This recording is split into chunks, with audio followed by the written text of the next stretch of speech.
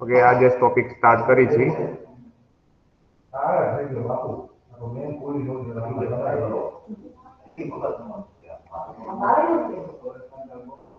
આપણે વસ્તી ગણતરીનો ટોપિક સ્ટાર્ટ કરવાના છીએ. જે કોઈ પણ એક્ઝામ હોય આ ટોપિક પૂછાય છે. માનવ વસ્તી વસ્તી ગણતરી 2011 ખરા અર્થમાં જોવા જાય તો જીપીએસસી લેવલમાં 2011 નો ડેટા તો પૂછાય છે. સાથે સાથે 1951 થી લઈને 2001 અને 2001 થી 2011 આ ડેટા છે એનાલિસિસ થ્રુ પૂછાય છે. એટલે જોશી આપણે આમાં શું શું તમને ખ્યાલ હોય તો પીઈ ની એક્ઝામમાં આમાંથી પણ એક પ્રશ્ન હતો લિટરસી રેટનો ગુજરાતનો અને ભારતનો બેયનો. બરાબર, એ આપણે બે હમણાં સોલ્વ કરશી શું છે એ. પેલી વસ્તુ આપણે સાવ બેઝિક વસ્તુ છે એ જોઈ લઈ. સાવ બેઝિક છે.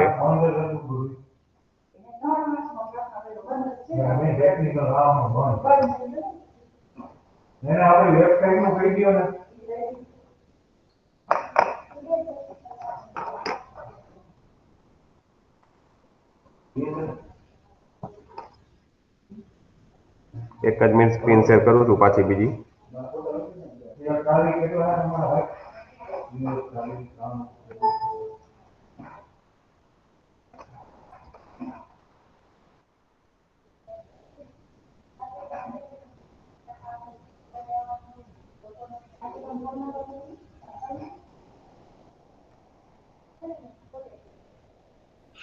Hello sir. એક જ મિનિટ શેર કરું છું, થોડુંક ટેકનિકલ ઇસ્યુ છે. બરાબર.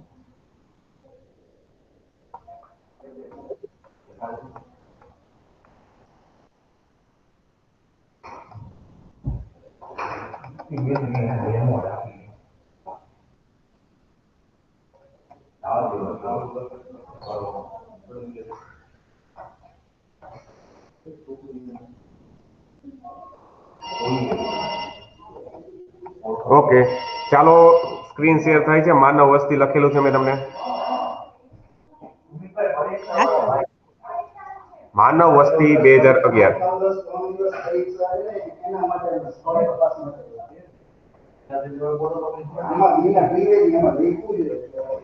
સેન્સસ 2011. ઓકે, સેન્સસ એટલે વસ્તી ગણતરી.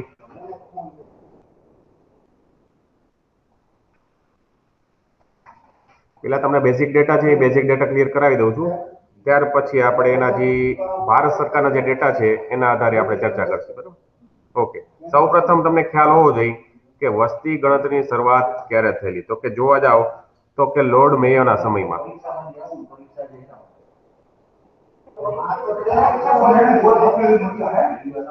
ક્યારે? તો કે 1872 માં શરૂઆત કરવામાં આવે છે. લોર્ડ મેયોના સમયમાં સૌપ્રથમ શરૂઆત થાય છે લોર્ડ મેયોના સમયમાં. ક્યારે? તો કે 1872 માં. ત્યાર પછી આ તો ખાલી શરૂઆત હતી. હવે નિયમિત રીતે વ્યવસ્થિત રીતે વસ્તી ગણતરીની શરૂઆત થાય છે લોર્ડ રિપનના સમયમાં. ક્યારે? તો કે 1881માં. 1881માં. કેવી રીતે? તો કે નિયમિત વસ્તી ગણતરી શરૂઆત થાય છે. સૌ પ્રથમ પૂછે તો શું યાદ રાખશું આપણે? 1872 લોર્ડ મેયો. અને નિયમિત રીતે પૂછે તો 1881માં લોર્ડ રિપનના સમયમાં. ચાલો, લોર્ડ રિપનની આપણે વાત કરી તો આના આધારે તમને કઈ બીજી વસ્તુ યાદ આવે છે પંચાયતી રાજના સંદર્ભમાં? લોર્ડ રિપન કોઈને? એનીવન? હેલો. સ્થાનિક સ્વરાજના પિતા. Very good. સરસ સરસ. સ્થાનિક સ્વરાજના પિતા તરીકે પણ આપણે ઓળખી છીએ.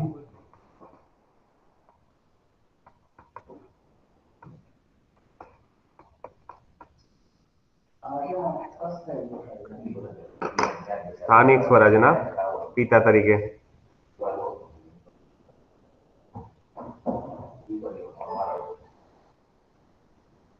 ઓકે, ચાલો. આ વસ્તુ સાવ બેઝિક છે, યાદ રાખજો. વસ્તી ગણતરીની શરૂઆત થઈ એવા સમયે સૌ પ્રથમ વસ્તી ગણતરી આયોગ, જેને સેન્સસ કમિશનર આપણે કહીએ છીએ, સેન્સસ કમિશનર. સર સ્ક્રીન નથી દેખાતી. સ્ક્રીન વહી ગઈ પાછી? એક જ હા મિનિટ સર પાછી બ્લેક આવે છે. આવે છે. બ્લેક સ્ક્રીન છે. ઓકે ઓકે, ચાલો કરી દઉં છું, પાછું શેર કરી દઉં છું.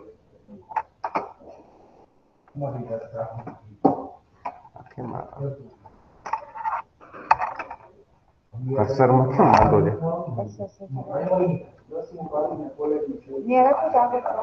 લાવો જોઈએ એક જ મિનિટ. ડિસ્કો કરવા માંડ્યું કર્સર.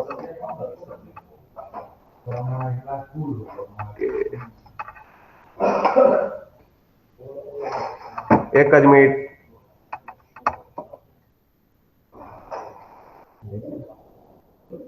એક મિનિટ ઉભા રહ્યો.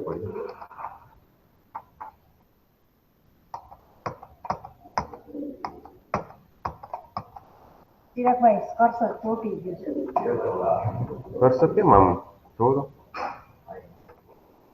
કર્સર જ ચોટી ગયું છે.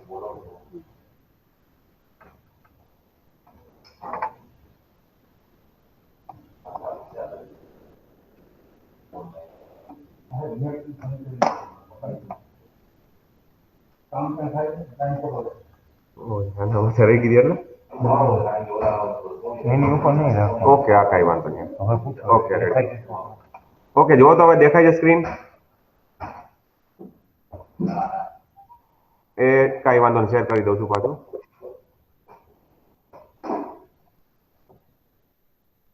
ઓકે ચાલો, હવે તો સ્ક્રીન દેખાય છે ને બધાને? હા સર હવે દેખાણી. ઓકે. મેં તમને કીધું એ પ્રમાણે સૌપ્રથમ નિયમિત વસ્તી ગણતરી શરૂ થઈ હતી 1881 માં લોર્ડ રિપનના સમયમાં, બરાબર? અને સૌપ્રથમ સેન્સસ કમિશનર તરીકે, અથવા તો તમે કેવો ગુજરાતીમાં તો કે વસ્તી આયુક્ત, બરાબર, એક વ્યક્તિની નિમણૂક થઈ હતી. એવા વ્યક્તિ હતા વોલ્ટર પ્લોડન. આ વ્યક્તિની નિમણૂક થયેલી છે સૌ પ્રથમ, બરાબર, બ્રિટિશ કાળ દરમિયાન. ત્યાર પછી 1951માં સૌ પ્રથમ આઝાદ ભારતની વાત કરીએ આપણે. 1951માં આપણે સ્વતંત્રતા મળી ગઈ હતી. એવા સમયે સૌ પ્રથમ વસ્તી ગણતરી આયુક્ત તરીકે એકની નિમણૂક થાય છે, R.A. ગોપાલાસ્વામી.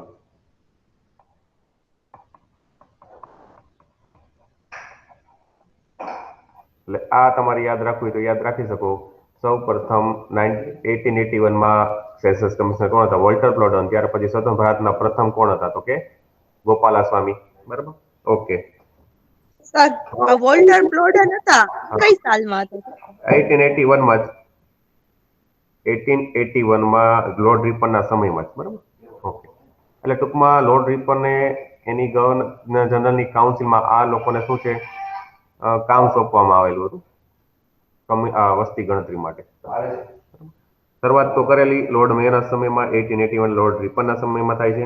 ઓકે, ત્યાર પછી જોવા જાવ તો કયા દેશે સૌ પ્રથમ, બરાબર, વસ્તી ગણતરીની શરૂઆત કરેલી હોય તો જોવા જાય તો 1749માં. વિશ્વના સાપેક્ષમાં વાત કરીએ 1749માં એક દેશ છે જેનું નામ છે સ્વીડન. સ્વીડને છે વસ્તી ગણતરીની શરૂઆત કરેલી હતી, બરાબર, સૌ પ્રથમ.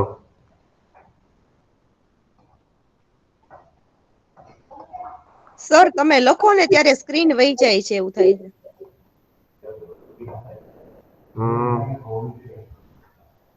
એટલે આવજા કરે છે એમ. હવે ચાલે છે? ના ના વાંધો નહીં, આ જોવો જી. રેડી? સ્વીડનના સાપેક્ષમાં હું તમને બીજી વસ્તુ કહું કે સૌ પ્રથમ વસ્તી ગણતરીની શરૂઆત કરી હતી.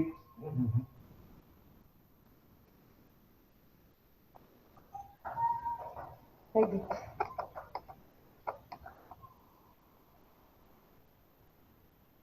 શું થયું?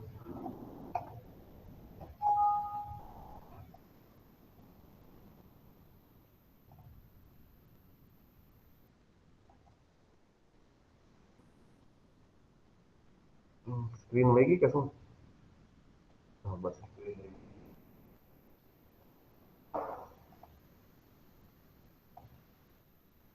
એક જ મિનિટ, હમણાં સ્ટાર્ટ થાય છે પાછું.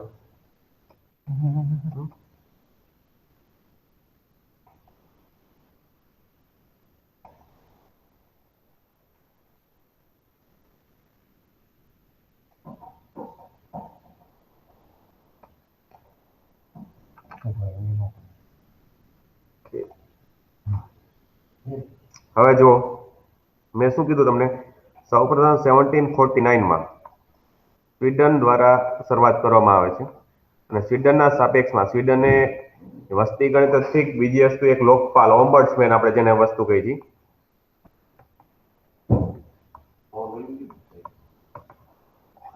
ઓમ્બુડ્સમેનની પણ શરૂઆત કરેલી છે. ઓમ્બુડ્સમેન એટલે કોઈને ખ્યાલ છે? આ ભારતમાં આપણે એને લોકપાલ કહી છે. બરાબર, આ બે વસ્તુ યાદ રાખજો. સ્વીડનના સાપેક્ષમાં 1749 માં વસ્તી ગણતરીની અને જોવા જાય તો લોકપાલની દ્રષ્ટિએ બંધારણનો પ્રશ્ન આમાં સાથે સાથે આપણે કવર કરી લીધો. ઓકે, ત્યાર પછી જુઓ ન્યા શું કહેવાય સર લોકપાલને? ઓમ્બુડ્સમેન ઇંગ્લિશનો શબ્દ છે અને તમને ખ્યાલ હોય તો તમે કદાચ આરબીઆઈ ની માહિતી કદાચ જોતા હોય, આરબીઆઈ ને કદાચ શું કહેવાય એડવર્ટાઇઝમેન્ટ આવતી હોય, બરાબર, કે માની લો કે કોઈ પણ ગ્રાહકો સાથે ફ્રોડ થતો હોય બેન્કિંગ રિલેટેડ, તો આરબીઆઈ પણ શું છે બેન્કિંગ લોકપાલ અથવા બેન્કિંગ ઓમ્બુડ્સમેનની નિમણૂક કરેલી છે. તો તમે સીધો એનો કોન્ટેક્ટ કરીને તમારી સાથે કઈ ફ્રોડ થયા હોય તો તમે એને જણાવી શકો છો, બરાબર. તો એની વસ્તુ છે. ઓકે, ચાલો ત્યાર પછી હવે 1749 માં શરૂઆત કરી દીધી કોણે? સ્વીડને. ત્યાર પછી 1790 માં 1790 માં અમેરિકા દ્વારા દશકી વસ્તી ગણતરીની શરૂઆત કરેલી છે.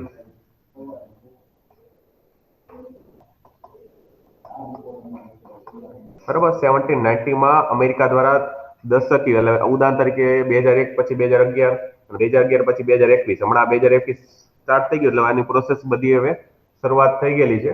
ધીમે ધીમે કોરોના કાળ પૂરું થાય એટલે ધીમે ધીમે શું કરવામાં આવશે, એની વસ્તી ગણતરી કરવામાં આવશે. ઓકે, ચાલો ત્યાર પછી હવે જોવા જાય તો આમાં ખાસ કરીને બંધારણનો કયો આર્ટિકલ છે એ સમાવેશ કરેલો છે, તો એ સાથે સાથે તમને ખ્યાલ હોવો જોઈએ. ભલે આપણે બંધારણ પણ એનો આર્ટિકલ કયો છે, તો જેના અંતર્ગત અનુચ્છેદ 246 મુજબ, બરાબર, ભારતીય બંધારણના અનુચ્છેદ 246 મુજબ દેશની વસ્તી ગણતરી કરવાની જવાબદારી, બરાબર, સોંપવામાં આવે છે. અને ખાસ કરીને બંધારણની 7મી અનુસૂચિમાં, બંધારણની કઈ સૂચિ? અનુસૂચિ નંબર 7માં એમાં ખાસ કરીને કોઈ વિષય છે, એમાં વિષય નંબર 69 અથવા તો ક્રમ નંબર છે, વિષય નંબર અથવા ક્રમ નંબર 69 મુજબ, બરાબર. અને બંધારણના 246 આર્ટિકલ અને અનુસૂચિ 7. અનુસૂચિ 7 શું કહેવા માંગે છે તમને ખ્યાલ હોવો જોઈએ. 3 યાદી નંબર 1, 2 અને 3. શું એક યાદી કે છે સંઘ, રાજ્ય અને સંયુક્ત યાદી. ત્રણેય યાદીઓ આપેલી છે, બરાબર. એમાં જ એક વિષય છે એનો ક્રમ નંબર 69. 69 મુજબ વસ્તી ગણતરી કરવાની જવાબદારી આપેલી છે, બરાબર. અને ખાસ કરીને જોવા જાવ તો એ બંધારણની જવાબદારી મુજબ એક મંત્રાલય કામ કરે છે અને એ મંત્રાલય જવાબદાર છે કયો? તો એ ગૃહ મંત્રાલય છે. ગૃહ મંત્રાલયના અંતર્ગત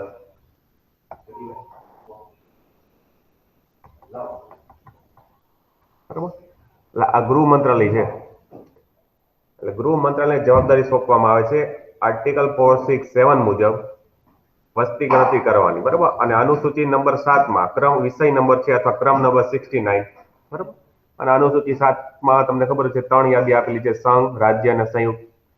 સંઘમાં તમને ખબર છે 100 વિષયો છે, રાજ્યમાં 61 છે અને સંયુક્તમાં કેટલા છે? 52, બરાબર. આ સાવ બેઝિક તમને માહિતી આપેલી છે, બરાબર. હવે ત્યાર પછી આગળ વધી થોડાક. આમાં કઈ ડાઉટ છે નકર આગળ વધુ?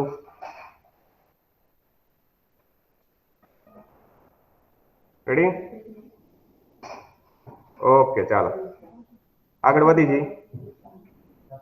અવાજ સંભળાય છે ને મારો બધાને? હા સર. ઓકે, ચાલો. હા, ત્યાર પછી આપણે આગળ વધી જઈએ. એટલે હવે તમને એક્ઝામમાં પ્રશ્ન પૂછાય કે વસ્તી ગણતરી કરવાની જવાબદારી નીચેનામાંથી કયા મંત્રાલય છે? તો ગૃહ મંત્રાલય યાદ રાખવું, બરાબર? ઓકે, ત્યાર પછી ગૃહ મંત્રાલય અંતર્ગત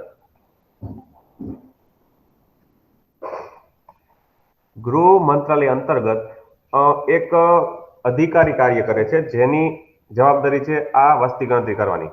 એ અધિકારીનું નામ શું? બરાબર, તો એ અધિકારીનું નામ છે census commissioner and registrar general of India. Census commissioner and registrar general, બરાબર, આ પદનું નામ છે census commissioner and registrar general, બરાબર. અને હાલમાં આવું પદ કોણ શોભાયમાન છે આવા પદ ઉપર? તો કે વિવેક જોશી. હાલમાં આવા પદ ઉપર શોભાયમાન છે વિવેક જોશી. આની પહેલા કોણ હતા વિવેક જોશી પહેલા? કારણ કે એનું નામ પૂછાઈ ગયેલું છે. ખ્યાલ છે કોઈને? શ્રીમાન શૈલેષ. આખું તો નામ નથી ખ્યાલ, પણ શ્રીમાન શૈલેષ છે એ હતા. અને હાલમાં તમને વિવેક જોશી, બરાબર. એટલે આ અધિકારી છે, એમની જવાબદારી છે આમના સત્તા નીચે પછી શું કરવામાં આવશે? વસ્તી ગણતરી કરવામાં આવશે. ઓકે, ચાલો ત્યાર પછી સર આ સચિવ પદ ધરાવતા હોય ને? જોવા જાય તો ખાસમાં આ પદ એક જ છે, બરાબર. આ પદ એક જ છે. સચિવ પદ હું એમ ના કહી શકું કે સચિવ પદ હોઈ શકે, બરાબર. એટલે ગૃહ મંત્રાલય નીચે જ છે. અને ખરા અર્થમાં આમાં ગૃહ મંત્રાલય નીચે ઘણા વિભાગો કામ કરે છે. ઓકે, ચાલો જો ત્યાર પછી 2011 ની વસ્તી ગણતરીનું સૂત્ર અથવા તો શું હતું? થીમ.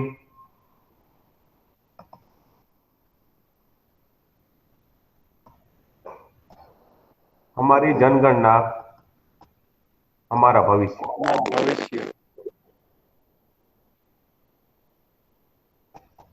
આ એક્ઝામમાં પૂછાયેલું છે. અમારી જનગણના અમારા, કારણ કે આપણે ગુજરાતી, જો કે આપણે ગુજરાતમાં કોઈ પણ એક્ઝામમાં પૂછાય તો ગુજરાતીમાં પૂછાવ, બરાબર. પણ માની લો કે ઇંગ્લિશમાં પૂછાય તો અવર સેન્સસ અવર ફ્યુચર. આ English. Our census our future, આ થીમ યાદ રાખવી. કારણ કે હવે માની લો તમે બધી એક્ઝામની પ્રિપેરેશન કરો છો, તો હવે તમારે 2021 ની વસ્તી ગણતરી આવતા થોડીક વાર લાગશે. ત્યાં સુધીમાં તમારી બધી એક્ઝામો મસ્ત ઓફ આવી જશે. અને તમારે 2011 ના ડેટા યાદ રાખવા રહેશે, એટલે હજી 2021 ની ગણતરી આવે એની પહેલા એક્ઝામ પાસ કરી લેવાની, ખોટા ડેટા યાદ રાખવા નહીં આપણે. ઓકે, ચાલો ત્યાર પછી આ 2011 ની વસ્તી ગણતરી એવી હતી, એમાં તમને ખબર હોય તો તમારા ઘરે અમુક લોકો છે માહિતી માંગવા આવે છે કે તમારા ઘરમાં કેટલા માણસો રહે છે, એના નામ શું છે, અભ્યાસ શું છે, બ્લડ ગ્રુપ શું છે, વગેરે વગેરે, શું વ્યવસાય કરે છે. તો 2011માં જે માહિતી માંગવામાં આવી હતી, માહિતી કેટલા પ્રકારની હતી? કોઈને ખ્યાલ છે? એનીવન? ભાઈઓ બહેનો, કોઈને પણ યાદ હોય તો કયો જી. ચાલો, તો એ માહિતી 15 પ્રકારની માહિતી હતી. નામથી લઈને બ્લડ ગ્રુપથી લઈને ટોટલી પ્રકારની, બરાબર. વ્યવસાય શું કરો છો, કેટલા બાળકો છે, વગેરે વગેરે. તો આવી 15 પ્રકારની માહિતી માંગવામાં આવી હતી. ઓકે, ચાલો ત્યાર પછી 2011 ની વસ્તી ગણતરીમાં સૌપ્રથમ રાષ્ટ્રીય વસ્તી ગણતરી રજિસ્ટ્રાર તૈયાર કરવામાં આવેલું. સૌપ્રથમ રાષ્ટ્રીય વસ્તી ગણતરી રજિસ્ટર, બરાબર. 2011 ની વસ્તી ગણતરીમાં સૌપ્રથમ રાષ્ટ્રીય વસ્તી ગણતરી રજિસ્ટર પણ તૈયાર કરવામાં આવેલું. એ પણ યાદ રાખજો. ઓકે, અને 15 પ્રકારની માહિતી માંગવામાં આવેલી હતી. અને એક કાયદા મુજબ રાષ્ટ્રીય જનસંખ્યા નીતિ 2000 મુજબ, બરાબર, રાષ્ટ્રીય જનસંખ્યા નીતિ 2000 મુજબ આપણી ભારતની વસ્તી સ્થિર કરવાનું લક્ષ્ય રાખ્યું છે. આપણે ભારતની વસ્તી સ્થિર કરવાનું લક્ષ્ય મીન્સ કે આનાથી પછી વસ્તી વિસ્ફોટ ના થવો જોઈએ, એનો મતલબ એવો. તો ઈ લક્ષ્ય ક્યાં સુધી, અને આ એક્ઝામમાં પ્રશ્ન પૂછાયેલો છે, કોઈને યાદ છે? 2045. Very good. 2045 સુધીમાં, બરાબર, ભારતની જે વસ્તી છે એને સ્થિર કરવાનું લક્ષ્ય આપણે રાખેલું છે. એટલે ખાસ કરીને આ વર્ષ યાદ રાખવું, એક્ઝામમાં પ્રશ્ન પૂછાયેલો છે. અને કયા કાયદા મુજબ અથવા કયા અધિનિયમ મુજબ? તો કે રાષ્ટ્રીય જનસંખ્યા નીતિ 2000 મુજબ.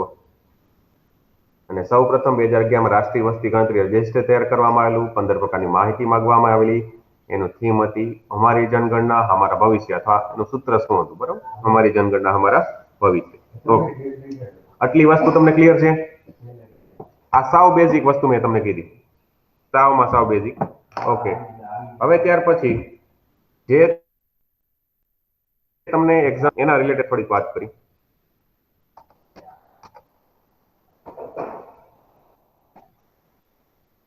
જે એક્ઝામમાં પ્રશ્ન પૂછાઈ ગયો એના રિલેટેડ વાત કરીએ આપણે.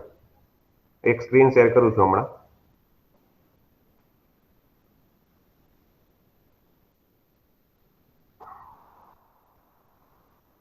આપણી પીએ ની પરીક્ષામાં એક લિટરસી રેટ, સાક્ષરતા દર પૂછાઈ ગયો.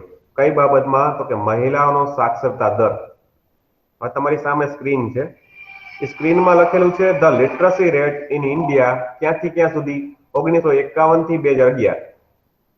1951 થી 2011 સુધીનો પુરુષોનો અને સ્ત્રીઓનો અને કુલ સાક્ષરતા દર કેટલો હતો? તો આપણને એક્ઝામમાં શું પૂછાણું હતું? તો કે 1951માં મહિલાઓનો સાક્ષરતા દર કેટલો હતો અને 2011માં મહિલાઓનો સાક્ષરતા દર કેટલો હતો? બરોબર. તો કે સાવ સિમ્પલ જ આંકડા, અને એમાં આંકડામાં કાંઈ ચેન્જીસ કરવામાં નથી આવેલું. હવે જુઓ તમે, 1951માં મહિલાઓનો સાક્ષરતા દર 8.86, અને તમારા પેપરમાં પણ 8.86% જ હતો. અને 2011માં કેટલો છે? તો કે એમાંય નો ચેન્જીસ, 65.46. વિચાર કરો, અને ઓપ્શન સી હતો આ બંને સાચા, એટલે બંને સાચા છે. હવે જોવા જાય તો હવે આપણે આખા ડેટાનું એનાલિસિસ કરી લઈએ.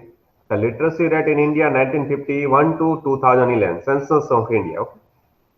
So as per the 1951 total literacy rate કેટલો હતો? કે 18.33%. એમાં ખાસ કરીને સૌથી વધારે છે તો કે પુરુષોનો 27.16%, બરાબર, અને મહિલા સાપેક્ષમાં સૌથી વધારે છે. ત્યાર પછી લિટરસી રેટમાં 1951 પછી દશકી વૃદ્ધિ દરમાં વધારો થાય છે. કુલ સાક્ષરતા દર 28.30% છે.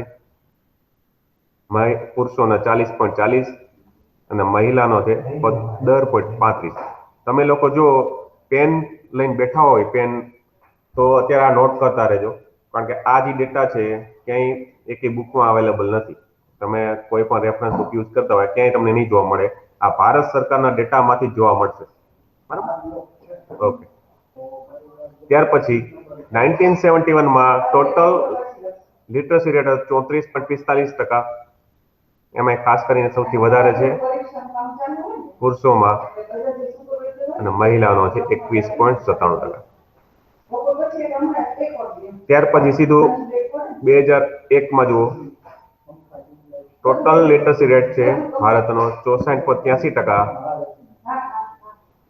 પુરુષોમાં 75%, અને મહિલાઓમાં 53%.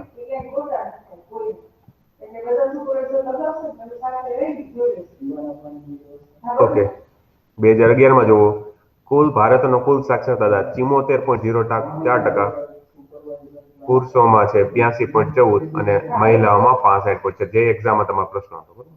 એટલે એકવાર આ ડેટા છે જોઈ લ્યો.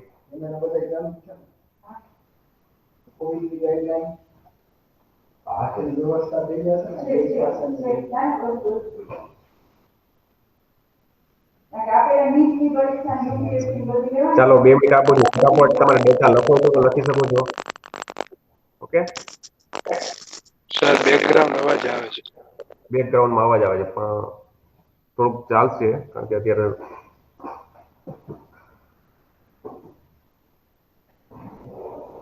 આપણે મેક્સિમમ પ્રયાસ કરી છીએ કે અવાજ ના આવે.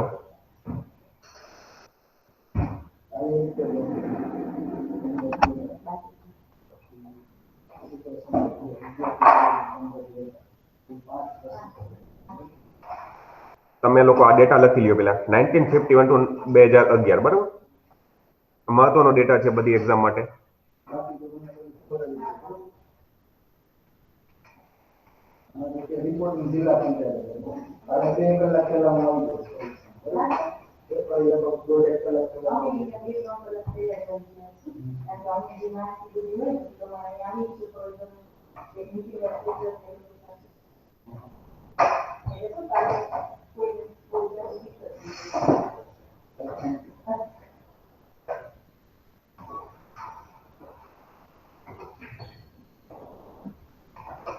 ડેટા લખાઈ ગયો બધાને?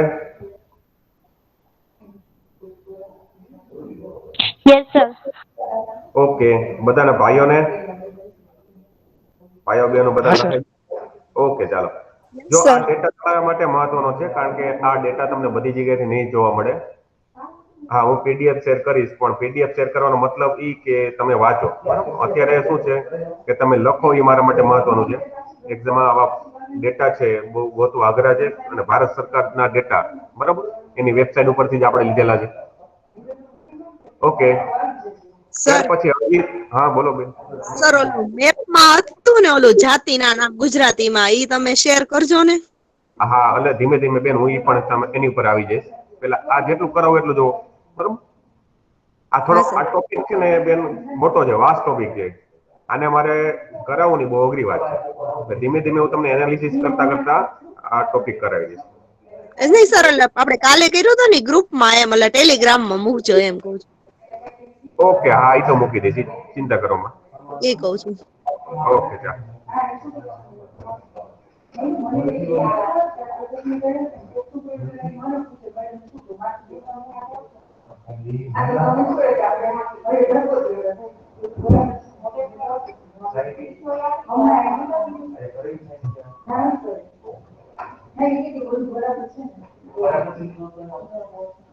ઓકે, હવે પાછા બેઝિક ઉપર આપણે આવી જાય.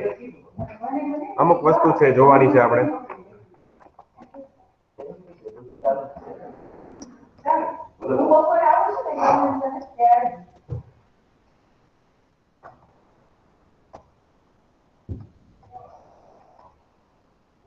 બે 2011 ની વસ્તી ગણતરીમાં વાર્ષિક વૃદ્ધિ દર કેટલો હતો?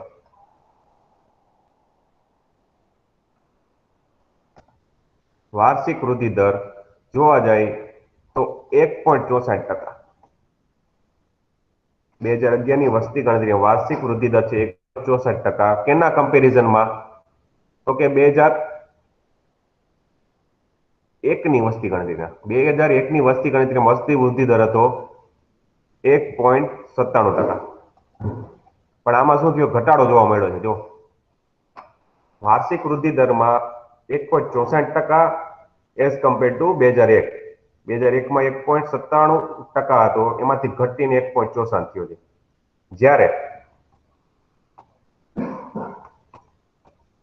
જ્યારે દશકી વૃદ્ધિ દર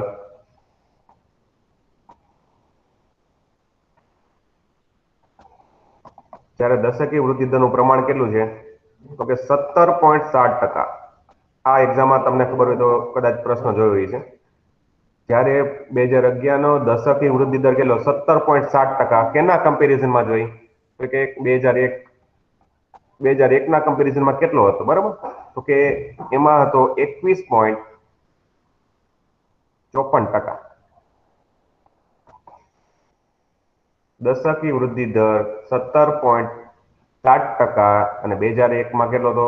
21.54%. તો આમાં પણ શું થયું છે? ઘટાડો જોવા મળ્યો છે. અહીંયા ઘટાડો જોવા મળ્યો છે. યાદ રાખજો. બરાબર, આ ડેટા તમને ખ્યાલ હોય તો 2018 કે સમથિંગ ક્યાંક ડિવાઇઝન એક્ઝામ આવી હતી એમાં આ ડેટા પૂછાયેલો. બરાબર, એટલે આવા ડેટા તમારે એનાલિટિકલ ડેટા છે, આ તમને જોવા ના મળે, તમારે વાંચવું પડે. એટલે આવા ડેટા તમારે યાદ રાખવા. તમે નોટ પેન લઈને બેઠા હોય તો નોટિંગ કરતા જજો સાથે સાથે. ઓકે, ચાલો ત્યાર પછી નોટ કરી દો તો બીજી સ્લાઇડમાં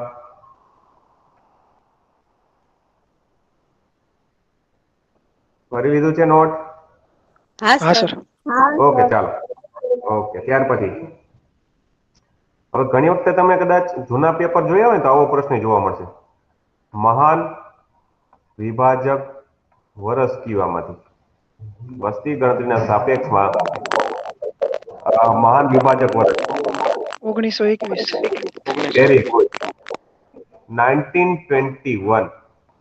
1921 માં શું કરવાનું? કારણ કે દેશની વસ્તી ગણતરીમાં 77 લાખ જેટલા ઘટાડો જોવા મળ્યો વસ્તી ગણતરીમાં. 77 લાખ, બરાબર. એટલા માટે આ વર્ષને વસ્તી વિભાજક વર્ષ તરીકે ગણવામાં આવે છે. 1921 77 લાખ, બરાબર. અને ખરાબમાં જોવું હોય તો ટકાવારીની દ્રષ્ટિએ -0.31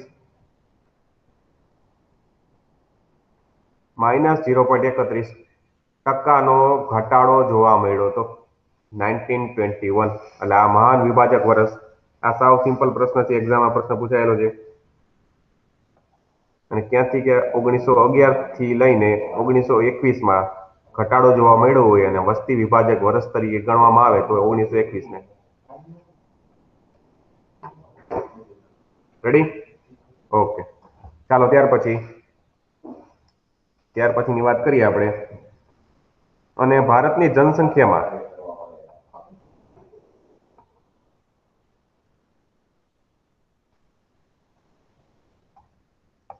ભારતની વસ્તીમાં સૌથી વધારે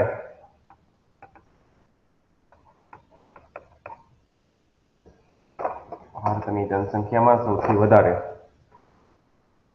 વસ્તી વૃદ્ધિ જોવા મળી હતી કયા વર્ષમાં? તો કે 1951 થી 1961 ના દશકામાં. કેટલો હતો? તો કે 22.4%. બરાબર. એટલે તમને ઓછો અને વધારે બે ખ્યાલ આવી ગયો. ઓછો હતો 1921 અને સૌથી વધારે વૃદ્ધિ જોવા મળી 1951 થી 61 22.4%. બરાબર, ખ્યાલ આવી ગયો તમને? ઓકે.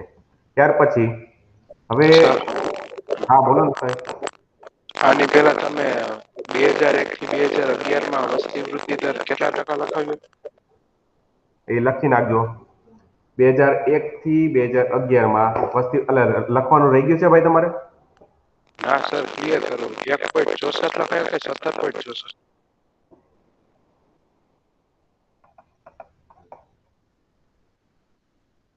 ઓકે. ઓકે, બરાબર. ચાલો ત્યાર પછી આગળ વધીએ આપણે. હવે પેલો પોઈન્ટ છે. પેલો પોઈન્ટ જોતા જઈએ આપણે. વસ્તી ગીચતા. હું તમને પછી આનો મેપ બતાવું છું, પણ પેલા આપણે જે ડેટા બેઝિક છે એ તમને ક્લિયર કરાવી દઉં. વસ્તી ગીચતા તો આપણે પોપ્યુલેશન ડેન્સિટી કઈ છે?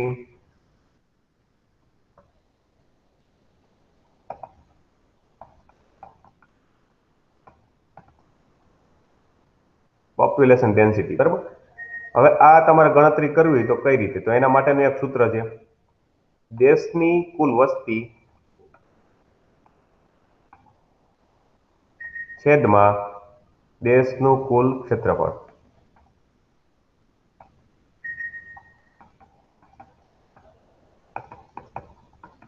બરાબર.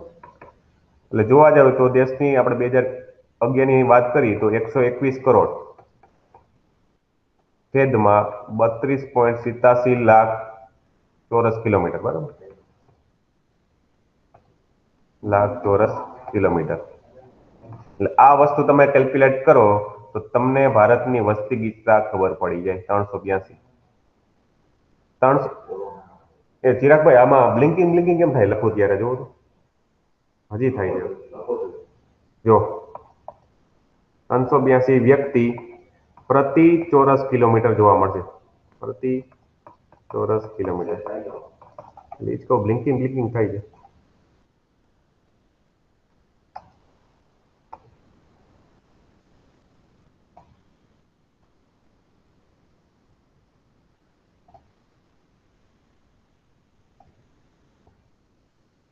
ઓકે,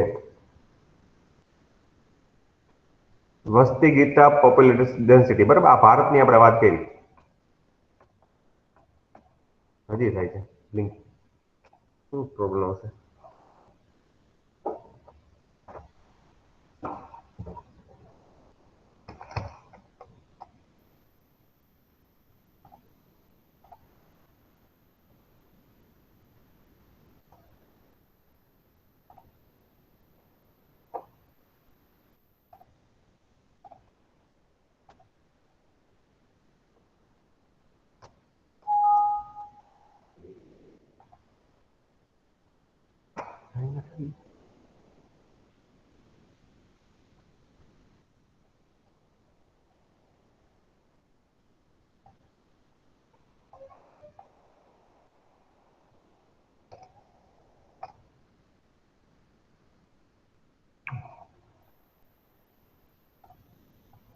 ઓકે, ઓલું વિડીયો ઓકે. હવે જો આ આપણે શું કરી, ખાલી ભારતની જોઈ છે, ભારતની વસ્તી ગીતા. એવી રીતે કોઈ પણ રાજ્યની પણ તમારે ફાઇન્ડ કરવી હોય તો એ રીતે કરી શકો છો કે રાજ્યની કુલ વસ્તી છેદમાં રાજ્યનું કુલ એરિયા, ક્ષેત્ર, બરાબર. આ ભારતની. હમણાં હું તમને ગુજરાતના ઉપર આવી જાઉં છું. ચાલો જી, મને કોઈ કહેશે ગુજરાતની કુલ વસ્તી ગીતા કેટલી છે? એનીવન?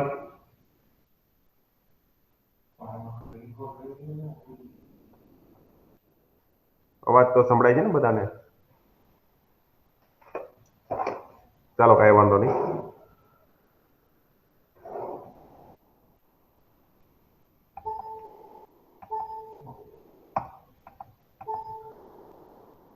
ત્રણસો આઠ સર. ઓકે, ગુજરાતની વાત કરીએ આપણે.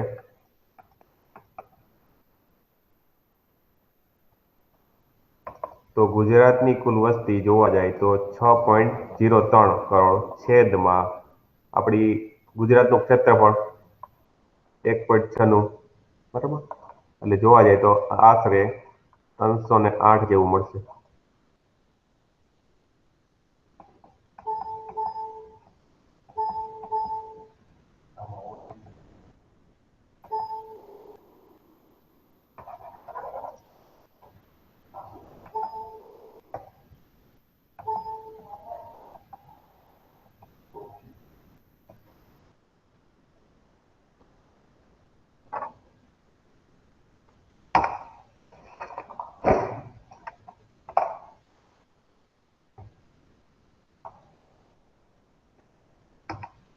ઓકે, ચાલો ત્યાર પછી આગળ વધી. નંબર 2, સર ગુજરાતની કેટલી કીધી? 308. હજી હું તમને બધી ડેટા બતાવું છું, ચિંતા કરવામાં કઈ.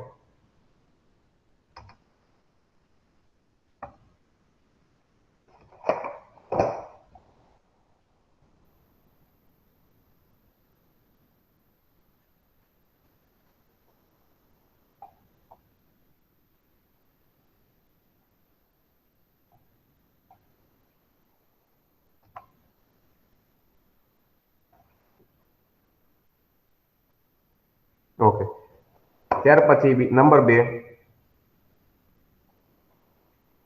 સાક્ષરતા દર, લિટરસી રેટ.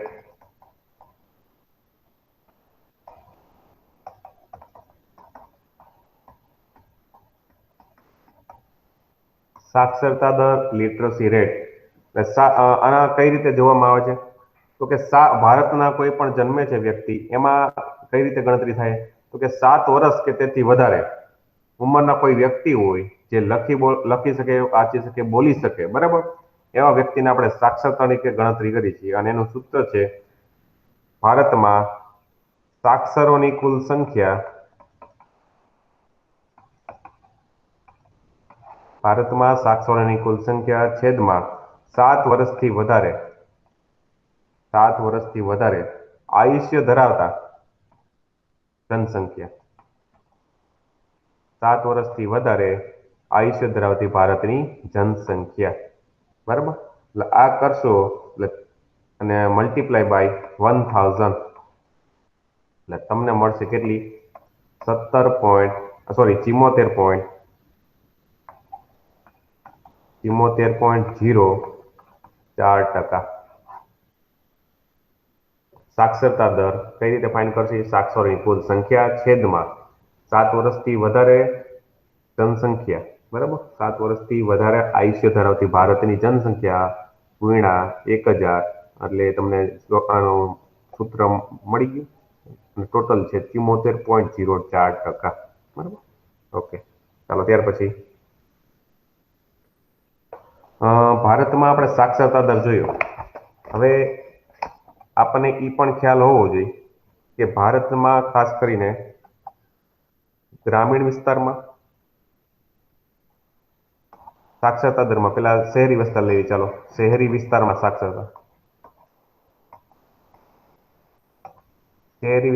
સાક્ષરતા દર કેટલો છે? બરાબર, તો શહેરી વિસ્તારમાં સાક્ષરતા દર છે 84.1%. એ 84.1%માં મેલ અને ફિમેલનો કેટલો છે સાક્ષરતા દર? તો કે 89.77% કેનો છે? પુરુષોમાં, અને ફિમેલ સ્ત્રીઓમાં છે 79.92%. આ શહેરી વિસ્તારની વાત કરી. ત્યાર પછી નંબર 2, ગ્રામીણ ભારતમાં અથવા ગ્રામીણ વિસ્તારમાં સાક્ષરતા દર કેટલો છે? તો કે 67.8%. અને 67.8%માં મેલ અને ફિમેલ, પુરુષોમાં છે 78.57% અને મહિલાઓમાં છે 58.75%. એટલે માની લ્યો તમને આવો પ્રશ્ન પૂછે છે કે સાક્ષરતા દરમાં ગ્રામીણ અને શહેરી વિસ્તારની બાબતમાં મહિલાઓનો નીચેના મુજબ સાક્ષરતા દર કેટલો છે? એટલે ગ્રામીણ વિસ્તારમાં 58.75% છે, જ્યારે શહેરી વિસ્તારમાં 79.92%. વધારે કેમાં બતાવવાનું રહે? શહેરી વિસ્તારમાં. અને એવી રીતે પુરુષોમાં પૂછે તો પણ શહેરી વિસ્તાર આગળ છે 89.67% અને ગ્રામીણમાં 78.57%. ક્લિયર? તો આ શહેરી અને ગ્રામીણ વિસ્તારની વાત કરીએ આપણે. ઓકે, ત્યાર પછી હજી થોડુંક ડિટેલમાં જઈએ આપણે. કે ભારતમાં સાક્ષરતા દર અનુસૂચિત જાતિમાં કેટલો છે? અનુસૂચિત જાતિ એટલે શેડ્યુલ કાસ્ટ. અનુસૂચિત જાતિમાં ભારતમાં સાક્ષરતા દર કેટલો છે? એમાંય થોડુંક આપણે ડિવિઝન પાડી દઈએ કે શહેરી વિસ્તારમાં અનુસૂચિત જાતિની સંખ્યા, એની ટકાવારી, અને ગ્રામીણ વિસ્તારમાં. ઓકે, તો શહેરી વિસ્તારમાં એનું પ્રમાણ છે અનુસૂચિત 76.2%, જ્યારે ગ્રામીણ ભારતમાં 62.8%. ઓકે, હવે આનું સબ નીચે કરી તો મેલ ફિમેલ. પુરુષોમાં શહેરી વિસ્તારમાં કેટલો છે સાક્ષરતા દર? 80માં. અનુસૂચિત જાતિમાં તો કે 83.2%, જ્યારે મહિલાઓમાં 68.6% છે. એટલે આ સાથે સાથે તમારે યાદ રાખવું. હવે ગ્રામીણ ભારતની વાત. ગ્રામીણ ભારતમાં પુરુષો અને મહિલાઓ માટે. ગ્રામીણ ભારતમાં પુરુષોમાં છે 72.6%, જ્યારે મહિલાઓમાં 52.60%. આ કેની વાત કરીએ આપણે? અનુસૂચિત જાતિની.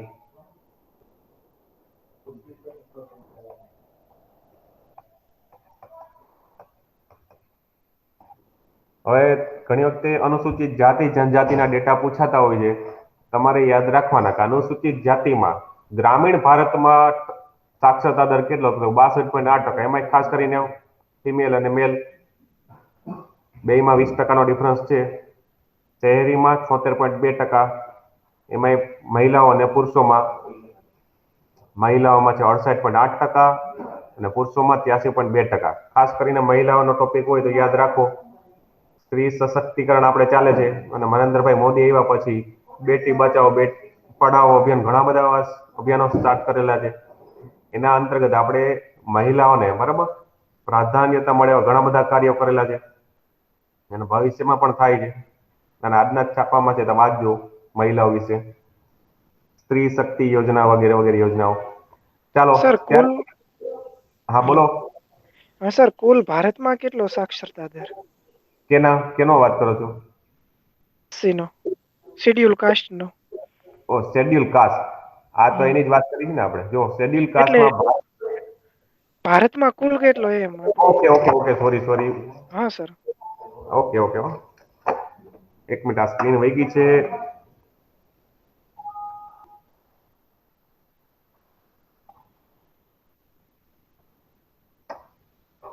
ઓકે. હા મારાથી આ કીધું નથી, કહી દઉં છું તમને કેટલો છે. લખી નાખો. કેમ વહી જાય છે? આવે છે? હા સર. આપણા ક્લિક કરું છું ને વહી જાય છે.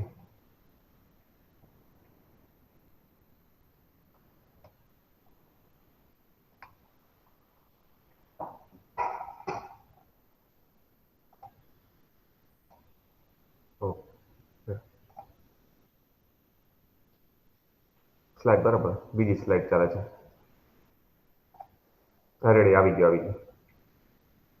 ઓકે. હા જો એસસી ની આપણે વાત કરી. એસસી માં કુલ ભારતમાં સાક્ષરતા દર તો એ લખી નાખો તમે 66.10%. 66.10, 66.1. રેડી. આ અનુસૂચિત જાતિની આપણે વાત કરી. આમાં કઈક ડાઉટ છે તમને લોકોને? શહેરી, ગ્રામીણ, પુરુષો, મહિલાઓમાં? બરાબર, આ તમે યાદ રાખજો. આ પૂછવાની શક્યતા હવે જો વધશે એક્ઝામમાં. ચાલો ત્યાર પછીની નવી સ્લાઇડ લઉં છું, ન્યૂ સ્લાઇડ.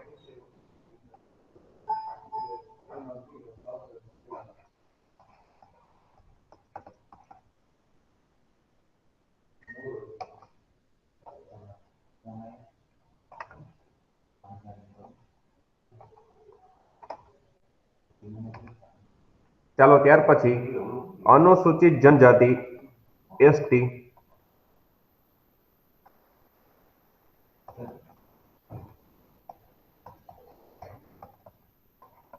અનુસૂચિત જનજાતિનો સાક્ષરતા દરની આપણે વાત કરી.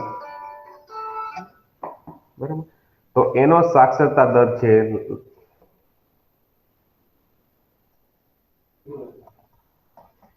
58.96%. અનુસૂચિત જનજાતિનો સાક્ષરતા દર છે 58.96%. હવે એમાંય પણ આપણે જોઈ લઈ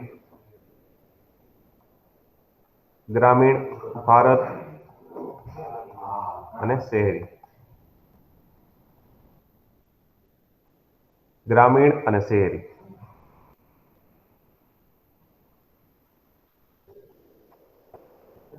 ઓકે. ગ્રામીણ ભારતની ટકાવારી જોઈએ તો એ ટકાવારી છે 56.90%. શહેરીમાં છે 76.80%. એમાં આપણે મેલ ફિમેલ બરાબર, એટલે 58.96% ટોટલ ભારતમાં અનુસૂચિત જનજાતિની સાક્ષરતા. ગ્રામીણમાં 56.9 અને શહેરીમાં 76.8. હવે ગ્રામીણ ભારતની આપણે વાત કરીએ તો એમાં પુરુષોમાં છે 66.8%, જ્યારે મહિલાઓમાં છે 46.9. ઓકે. ત્યાર પછી શહેરી વિસ્તારમાં પુરુષોમાં 83.2%, જ્યારે મહિલાઓમાં છે 70.30. તો આ અનુસૂચિત જનજાતિની વસ્તી આપણે વાત કરીએ. વસ્તી નહીં, સોરી, સાક્ષરતા દર. ઓકે. રેડી. સાક્ષરતા દર ભારતનો કેટલો છે? ભારતમાં ખાસ કરીને ગ્રામીણ ભારત, શહેરી ભારત, ત્યાર પછી અનુસૂચિત જાતિની વાત કરીએ આપણે, ત્યાર પછી અનુસૂચિત જનજાતિ. બરાબર, ઓકે. આમાં કઈક ડાઉટ છે કોઈને? ટકાવારી યાદ રાખજો 2011 ના સાપેક્ષમાં. ત્યાર પછી નવી સ્લાઇડ લેલી છે આપણે.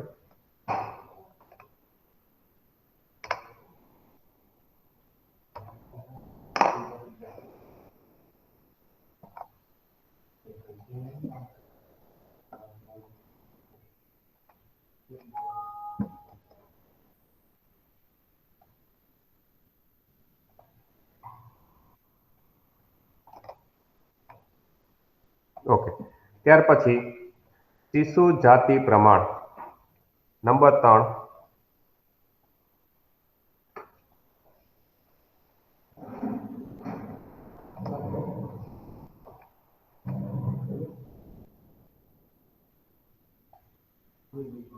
નંબર 3 છે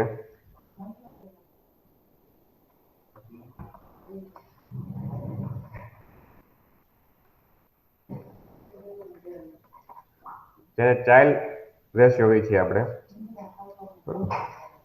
હર હાથમાં જોવું હોય તો 0 થી 6 વર્ષના 0 થી 6 વર્ષના બરાબર હોય એને ગણતરી કરવામાં આવે છે શિશુ જાતિ પ્રમાણમાં. 0 થી 6 વર્ષના સમૂહમાં 1000 બાળકોની સરખામણીમાં 0 થી 6 વર્ષથી બાળકીઓની સંખ્યાને બરાબર ધ્યાને રાખીને એ શિશુ જાતિ પ્રમાણ નક્કી કરવામાં આવે છે. એનું સૂત્ર શું રહેશે તો કે બાળકીઓની સંખ્યા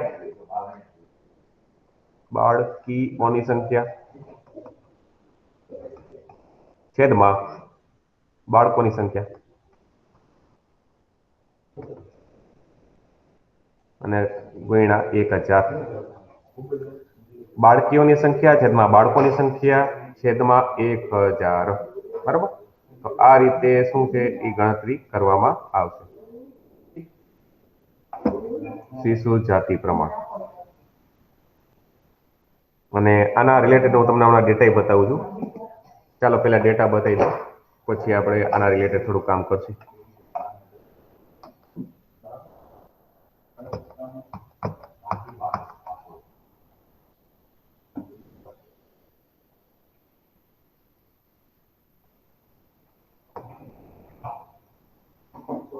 ઓકે, લિટરસી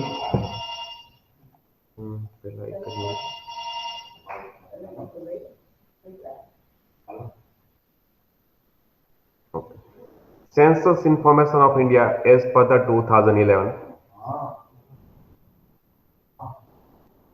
જો અમુક બેઝિક ડેટા છે આ તમને બધી પીડીએફ શેર કરીશ એટલે કદાચ ના લખો આ ડેટા ના લખો તો કાંઈ નહીં બરાબર. આ હું તમને શેર કરી દઈશ. પોપ્યુલેશન કેટલી છે આપણી 121 કરોડ સમથિંગ બરાબર. પોપ્યુલેશન સાઇઝ કેની તો કે પુરુષોમાં 62.31 કરોડ, મહિલાઓમાં 58.74 કરોડ. પછી રૂરલ એટલે ગ્રામીણ અને અર્બન શહેરીમાં રૂરલમાં કેટલી છે 83.34 અને શહેરી વિસ્તારમાં 37.71 બરાબર. આ બધા ડેટા આપેલા છે. રૂરલમાં મેલ ફિમેલ કેટલી મીન્સ કે ગ્રામીણ ભારતમાં પુરુષો અને મહિલાઓ, શહેરી વિસ્તારમાં મહિલાઓ અને પુરુષો. પોપ્યુલેશન ડેન્સિટી જે આપણે જોઈ ગયા 382 છે. ત્યાર પછી સેક્સ રેશિયો જાતિ પ્રમાણ બરાબર. દર 1000 મહિલાઓએ પુરુષોની સંખ્યા 1000 પુરુષોએ મહિલાઓની સંખ્યા બરાબર. તો જોવા જાય તો ભારતમાં દર 1000 પુરુષોએ મહિલાઓની સંખ્યા છે 943. એમાં ખાસ કરીને ગ્રામીણ ભારતમાં જો તો 949 અને શહેરી વિસ્તારમાં 929. એટલે આ બે વસ્તુ યાદ રાખો. આપણો ડેટા નથી, ભારત સરકારનો ડેટા છે. અને હમણાં આપણે વાત કરી કે શિશુ પ્રમાણ કેટલું છે, શિશુ જાતિ પ્રમાણ અથવા એની ટોટલ સંખ્યા પોપ્યુલેશન સાઇઝ 0 થી 6 વર્ષના તો કેટલી છે જોવો જી 16.44 કરોડ. એમાં મેલ અને ફિમેલ બરાબર. હવે આગળ જોઈ લિટરસી રેટ. આ તો સેક્સ રેશિયો પછી જોઈ લેજો. સેક્સ રેશિયો ચાલો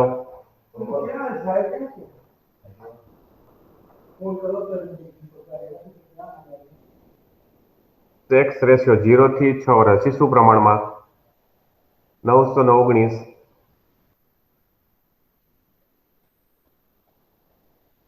ત્યાર પછી લિટરસી રેટ પર્સન્ટેજમાં જોઈએ છે આપણે, પછી આ આંકડા તમે જોઈ લેજો. લિટરસી રેટ પર્સન્ટેજમાં 72.99 ફિમેલનું. આપણે થોડોક સેજ પોઈન્ટમાં ફેર હશે એ જોઈ લેજો.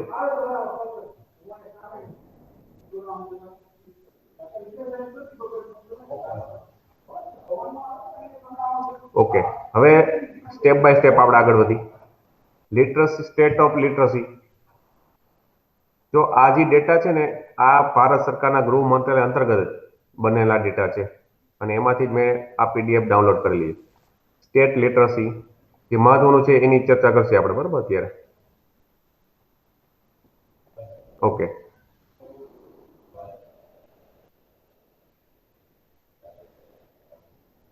હવે ભારત ગૃહ મંત્રાલય અંતર્ગત જે ડેટા બનાવવામાં આવ્યા એને સૂત્રમાં વિભાજિત કરેલા. ક્રૂડ લિટરસી રેટ એટલે number of literate person multiply by 100 divided by total population, બરાબર? જે આપણે ડેટા લખેલા એ પ્રમાણે.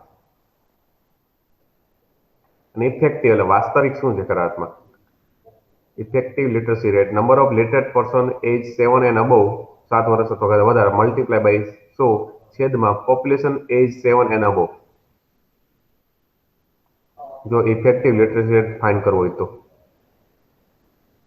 ને મહાત્મા ગાંધીએ આ વસ્તી સાક્ષરતા દરમાં પણ એક વાક્ય કહી ગયા છે.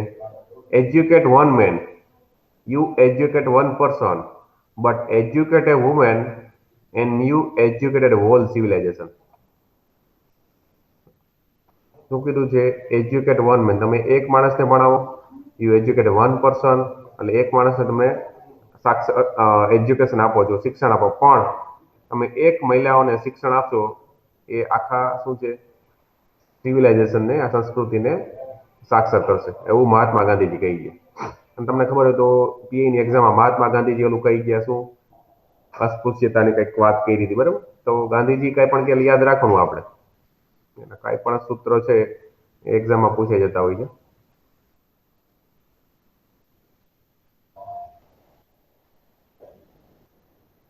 આપણે બીજો ચાર્ટ જ જોઈ લઈએ. Share of literate and illiterate. Literate એટલે સાક્ષર, ઇલિટરેટ એટલે અસાક્ષર લોકો, 2001 અને 2011 ની પ્રમાણે. હવે જો ગ્રીન કલર છે એ અસાક્ષર અને ત્યાર પછી જે પોપટી કલર જેવો છે એ સાક્ષર વ્યક્તિઓ હતા. 2001માં સાક્ષર વ્યક્તિઓ 65% હતા, જ્યારે 35% ઇલિટરેટ. અને એવી રીતે 2011માં 74% આપણે વાત કરીએ ને, 74% સાક્ષર છે, 26% અક્ષર જ્ઞાન છે એની જે લોકોને. 2001 અને 2011 આમાં 74.04% જો અહીંયા કાઉન્સમાં આપેલું છે, બરાબર? અને એમાં ખાસ કરીને જોવું હોય તો 2011 શોઈંગ એન ઇન્ક્રીઝ ઓફ 9.21%. એટલે ખરા અર્થમાં 65 માંથી 74%, એટલે 9% વધારો જોવા મળે છે.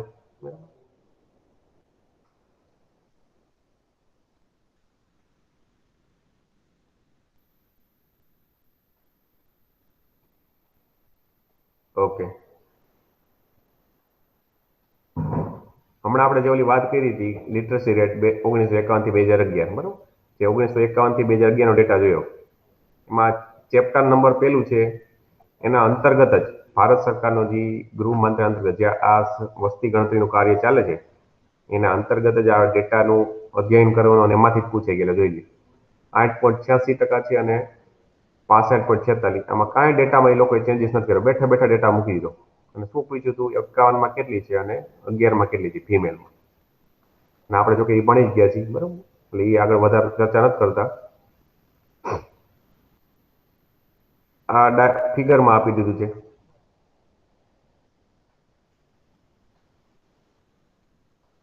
ઓકે, હવે બસ જોઈએ આપણે crude literacy rate in India by sex, બરાબર? 1901 થી 2011 સુધી. એટલે 51 નહીં પણ 1901 થી આપેલું છે 2011 સુધીનું ચેન્જ ઇન પર્સન્ટેજ.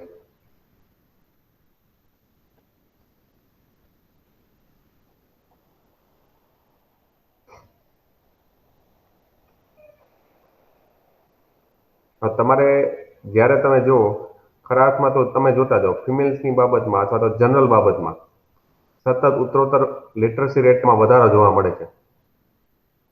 સતત આમાં ક્યાંય ઘટાડો જોવા મળતો નથી મને ક્યાંય. બરાબર, એટલે એ યાદ રાખજો, સતત વધારો થયેલો છે.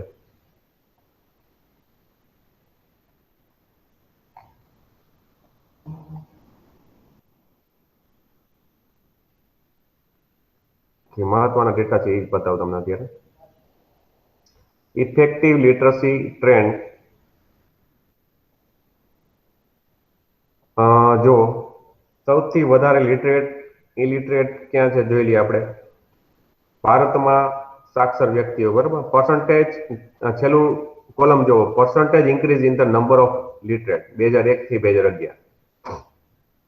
એટલે કેટલા ટકાનો વધારો જોવા મળ્યો? તો કે ભારતમાં 2011 પ્રમાણે 38.82% વધારો જોવા મળ્યો. જો આવો ડેટા તમને પૂછે તો ખબર ના પડે.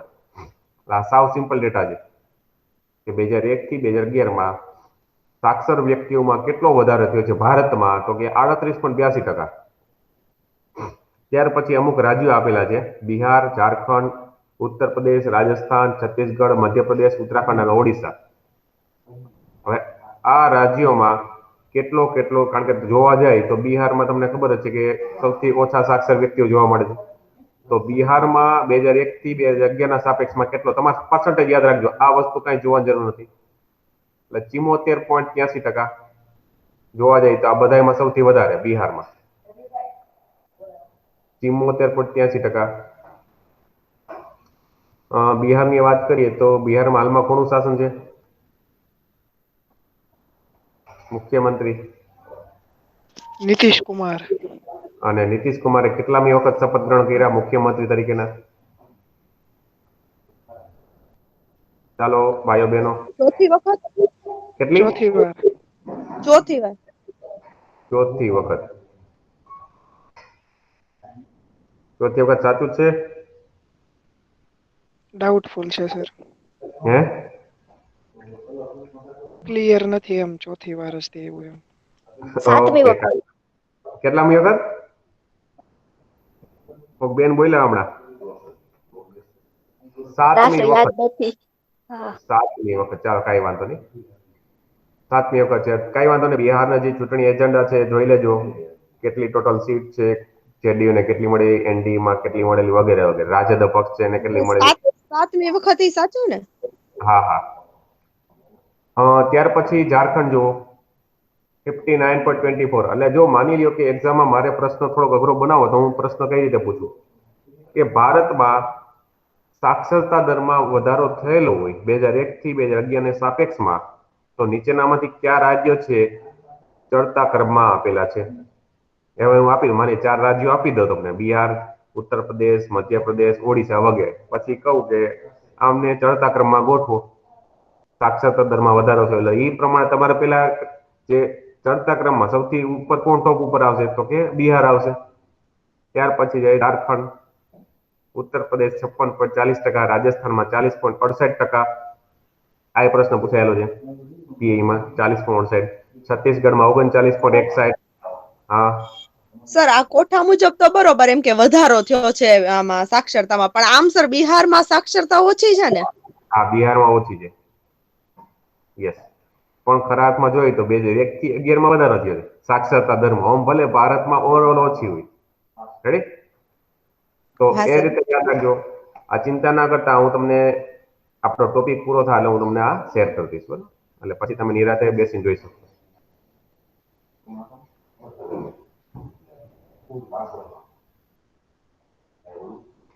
હવે જો એક અમુક ડેટા લખેલો છે: the other state and union territory showing substantial percentage increase in the number of literate are Dadra Nagar Haveli. એટલે એક્ઝામમાં તમને પૂછાય કે 2011માં વસ્તી ગણતરીમાં વધારો થયો હોય કેન્દ્ર શાસિત પ્રદેશની બાબતમાં, તો દાદરા નગર હવેલી આવશે. કેટલો વધારો? જો 119.46%, સૌથી વધારે દાદરા નગર હવેલી. પછી દમણ દીવ, પછી અરુણાચલ પ્રદેશ, પછી મેઘાલય, જમ્મુ કાશ્મીર વગેરે વગેરે. બરાબર? એટલે કેન્દ્ર શાસિત પ્રદેશની વાત કરે તો દાદરા નગર હવેલી યાદ રાખજો. અને જો રાજ્યની વાત કરે તો અરુણાચલ પ્રદેશ યાદ રાખજો, 62.95% છે. ક્લિયર?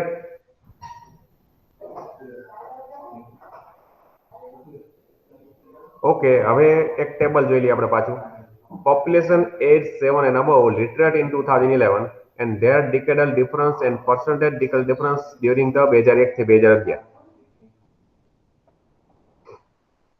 એટલે આપણે 2001 થી 2011 નું યાદ રાખી. સર, હા હા, સૌથી ઓછી વસ્તી ધરાવતું રાજ્ય તો સિક્કિમ ના આવે? પણ આપણે આ સાક્ષરતા દરની વાત કરી છે, વસ્તીની વાત નથી કરતા, સાક્ષરતા દરની વાત કરી છે.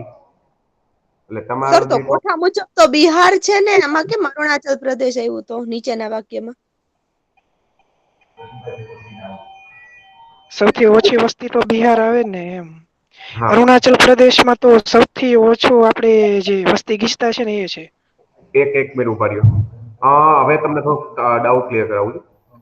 હવે 2001 થી 2011 માં સૌથી વધારે સાક્ષરતા દરમાં વધારો થયેલો હોય તો અરુણાચલ પ્રદેશ છે. મારાથી થોડુંક કદાચ કહેવામાં ભૂલ થઈ, 62.95%. બરાબર. હવે તમે અહીંયા ઓડિશાથી બિહાર સુધી જાઓ, ઓડિશાથી બિહાર, બરાબર. આ તો શું આપેલું છે? The other state and union territory showing substantial percentage increase in the number of literate and ઉભા રહ્યો, હું તમને એક મેપ બતાવી દઉં, આમાં નહીં ભેગું થઈને. ચાલો, હવે આ જે મેપ ટેબલ જોઈ લ્યો પેલા. તો કે ભારતનો છે 38.82%. આ તો ક્લિયર થઈ ગયું બધાને, બરાબર. ભારતનો. ત્યાર પછી હવે જો આમાં નંબર આપ્યા, સ્ટેટ યુટી કોડ નંબર પ્રમાણે આપેલા છે. હવે આ અરુણાચલ પ્રદેશ જો તમે, 62.95%.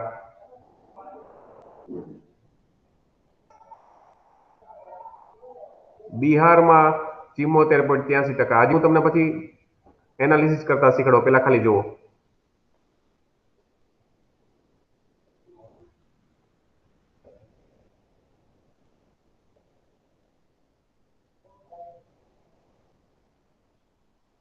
પછી દાદરા નગર હવેલી જુઓ. આ બધું એક સાથે જોઈ લે એટલે તમને એનાલિસિસ કરતા મજા આવે, વાંધો ના આવે. 119.46. આ કેન્દ્ર શાસિત પ્રદેશની આપણે વાત કરી, બરાબર.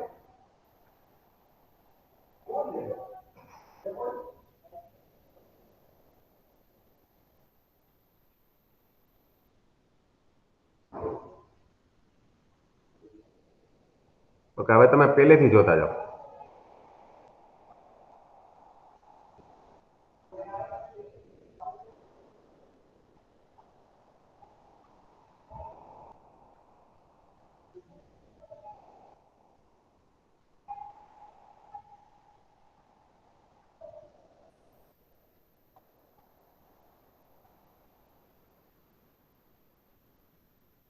તમે બે જ વસ્તુ જોજો અત્યારે, રાજ્ય અને કેટલો વધારો થયો છે એ.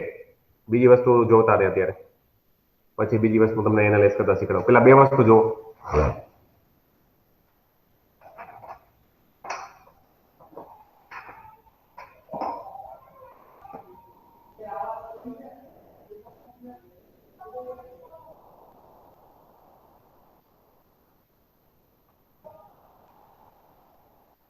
એટલે આ જે બતાવું છું ને એ કેટલો સાક્ષરતા દરમાં વધારો થયેલો છે એ હું તમને કહું છું, બરાબર.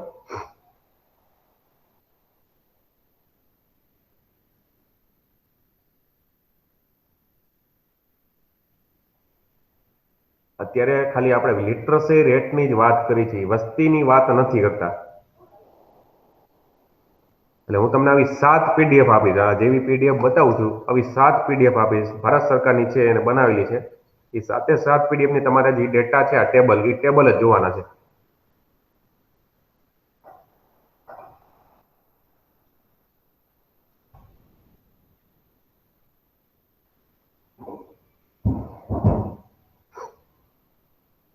હવે નાગાલેન્ડ ની વાત કરીએ એટલે નાગાલેન્ડ નું આખું જોજો. નાગાલેન્ડ નો એક પ્રશ્ન એક્ઝામમાં પૂછાયેલો છે. હવે જો ઉપર કે પર્સન્ટેજ ડિકેડલ ડિફરન્સ 2001 થી 2011 માં નીચેનામાંથી કયા રાજ્યમાં વસ્તીમાં ઘટાડો થયેલો, એવો એક્ઝામમાં તમે કદાચ જૂના પેપર જોયા હોય તો પ્રશ્ન પૂછાય તો એ નાગાલેન્ડ આવશે. જોઈ લો -0.34 વધારો થવાની બદલે શું થયો? ઘટાડો થયો. એટલે એ એક નાગાલેન્ડ યાદ રાખજો.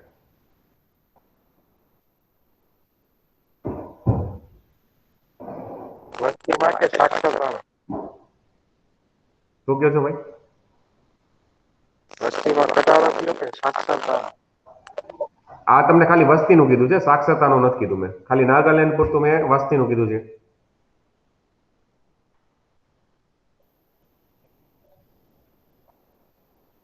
હવે આપણે મેપ જોઈ. મેપ વાઇઝ તમને બતાવું.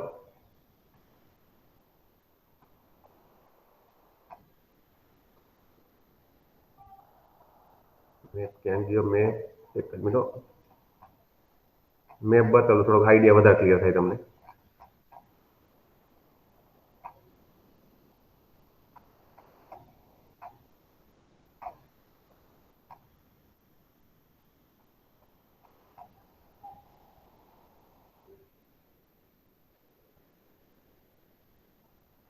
ઓકે, આ રહ્યું.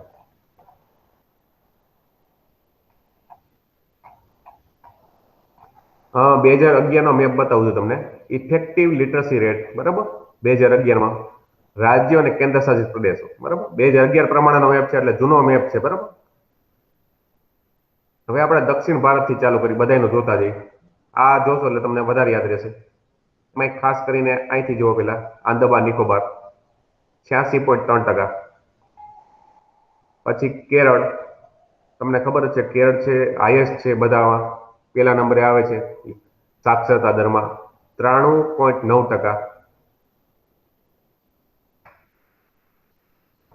ત્યાર પછી તમિલનાડુ ત્યાં 80.3%, પુડુચેરી 86.5% છે, લક્ષદ્વીપમાં 92.3%. આગળ વધો, કર્ણાટકમાં 75.6% છે, આંધ્રપ્રદેશ 67.7%. જો અહીંયા તેલંગાણા નથી, જો આપણે 2011 ની વાત કરી, હજી અસ્તિત્વમાં નથી એવું તેલંગાણા.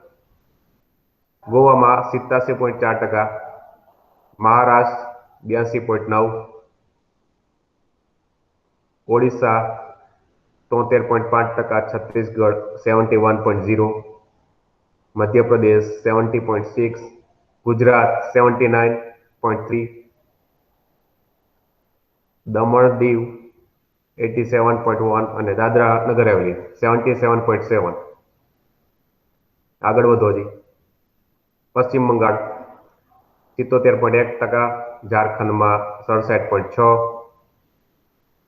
બિહાર જો બધામાં સૌથી ઓછું હોય તો બિહાર છે 63.8%. લિટરસી રેટ સૌથી રાજ્યોમાં ઓછો હોય તો બિહારનો છે, અને સૌથી વધારે હોય તો કેરળ 93.9%. ઉત્તર પ્રદેશમાં 69.7%, દિલ્હી 86.3%, હરિયાણામાં 76.6% છે, ઉત્તરાખંડ 79.6%, ચંદીગઢ 86.4%, પંજાબ 76.7%, હિમાચલ પ્રદેશ 83.8%, જમ્મુ કાશ્મીરમાં 68.7%.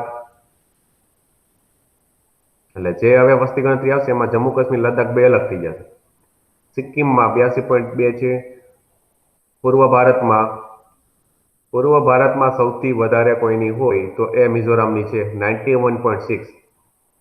7 બેન રાજ્યોમાં મિઝોરમની સૌથી વધારે 91.6%, બરાબર. અને 7 બેન રાજ્યોમાં સૌથી ઓછી હોય તો અરુણાચલ પ્રદેશ. નાગાલેન્ડ 80% છે, મણિપુર 79%, મેઘાલય 75% અને આસામને 73.2%. તો આ જે ડેટા જોઈએ આપણે, એ ડેટા 2011 ના છે. 2011, બરાબર. પણ માની લ્યો કે મારે પેપર કાઢવું છે, હું તમને પ્રશ્ન પૂછું કે નીચેનામાંથી જે રાજ્યો દર્શાવેલા છે એમને સૌથી ઓછાથી વધારે સાક્ષરતા દર પ્રમાણે ગોઠવો. એટલે સૌથી ઓછો સાક્ષરતા દર અને એને પેલા ગોઠવવાના, પછી જેનો વધારે હોય એને પછી. એટલે માની લે હું તમને એમ કહું કે છત્તીસગઢ, બિહાર, પછી મધ્યપ્રદેશ અને મહારાષ્ટ્ર. આ તમને 4 આપું છું તો તમારે સૌથી પહેલા કોણ ગોઠવવાનું રહે તો કે બિહારને, ત્યાર પછી મધ્યપ્રદેશ, છત્તીસગઢ અને મહારાષ્ટ્ર. એટલે આવા પ્રશ્ન જો એક્ઝામમાં આવે તો એની તમારે તૈયારી રાખવાની. બરાબર. આ ખાલી મેં તમને સાક્ષરતા દરની વાત કરી. આ 2011 નો મેપ બતાવ્યો. 2001 નો જોવાની જરૂર નથી, એ જૂનો છે. હવે એના આપણે ખાલી ડેટા યાદ રાખશી.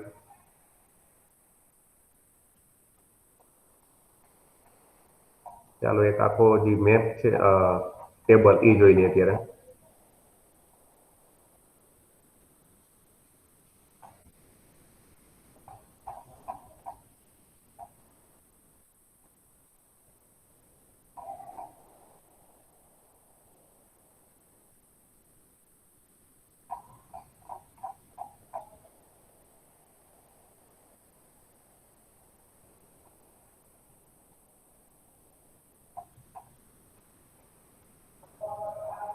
ઓકે ચાલો 2011 નો જે ડેટા પ્રમાણે ભારતનો સાક્ષરતા દર 74.04% છે. એમાં ખાસ કરીને મહિલાઓમાં 65.46% અને પુરુષોમાં 82.14%. બરાબર. એટલે આ તો તમને સાવ સર્વસામાન્ય યાદ રહેવું જોઈએ. ભારતનો 2011 74.04, મહિલાઓનો 65.46 જે એક્ઝામમાં પૂછાઈ ગયો, પુરુષોનો છે 82.14. બરાબર. ઓકે ચાલો હવે 1 બાય 1 જોઈ લ્યો.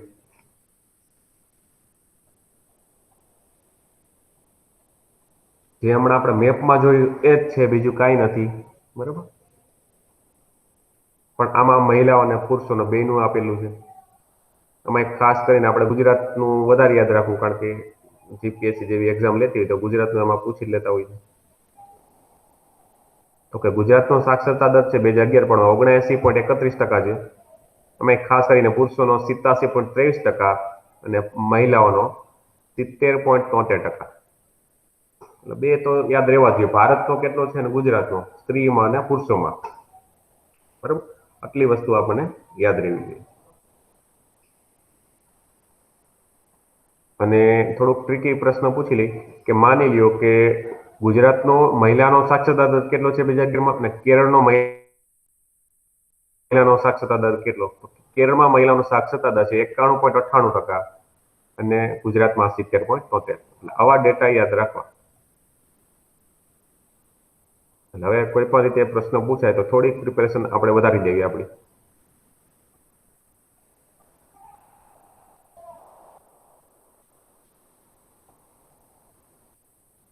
ક્લિયર? તો આ આપણે ખાલી સાક્ષરતા દરની વાત કરી, ખાલી માત્ર સાક્ષરતા દર. ચાલો હવે ત્યાર પછી થોડુંક આગળ વધી. વધારે પડતી આ ફાઇલ જોવા જરૂર નથી, વધારે જોશો તો થોડાક વધારે કન્ફ્યુઝ થશો.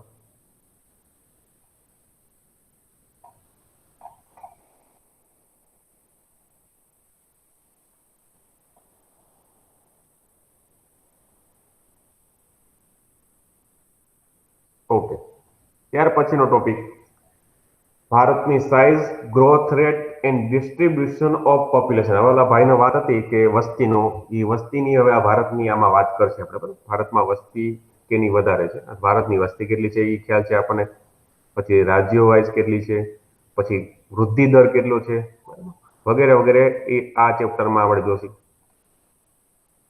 જો બધા હાથ ઊંચો કરે છે કે અમારી વસ્તી ગણતરી કરો, હમણાં 2021માં થવાની છે. આ 2001 નો મેપ છે, નથી જોવો. 2011 નો મેપ જોવો છે આપણે. બરાબર. 2011 ના મેપ પ્રમાણે એટલે ગુજરાતથી જ ચાલુ કરી એટલે આપણને ખબર પડી જાય કે ગુજરાતની વસ્તી કેટલી. તો બધાને ખ્યાલ જ હોય કે 6,03,83,628 આ 2011 ના ડેટા મુજબ ભારત સરકારનો ડેટા છે, આપણો ડેટા છે નહીં. સૌથી વધારે તમને ખબર જ છે કોની છે, અહીં લાલ કલરનું બતાવેલું છે વસ્તી વિસ્ફોટ. ઉત્તર પ્રદેશ 19,95,81,477 અને સૌથી ઓછી ઈ આપણને ખબર છે. સૌથી ઓછી છે સિક્કિમમાં 6,07,688 સિક્કિમમાં.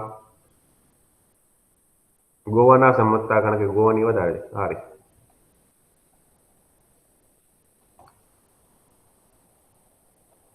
અને વસ્તી સૌથી વધારે હોય એવો કેન્દ્ર શાસિત પ્રદેશ પૂછે તો ઈ વસ્તી યાદ રાખવી. કેટલી છે? 1,67,53,235. કેમાં કેન્દ્ર શાસિત પ્રદેશની વાત કરવામાં આવે તો, અને કેન્દ્ર શાસિત પ્રદેશની વાત કરવામાં આવે 2011 ના ડેટા સૌથી ઓછું ઈ આપણને ખબર હોવી તો કે ઈ લક્ષદ્વીપ છે, 64,429.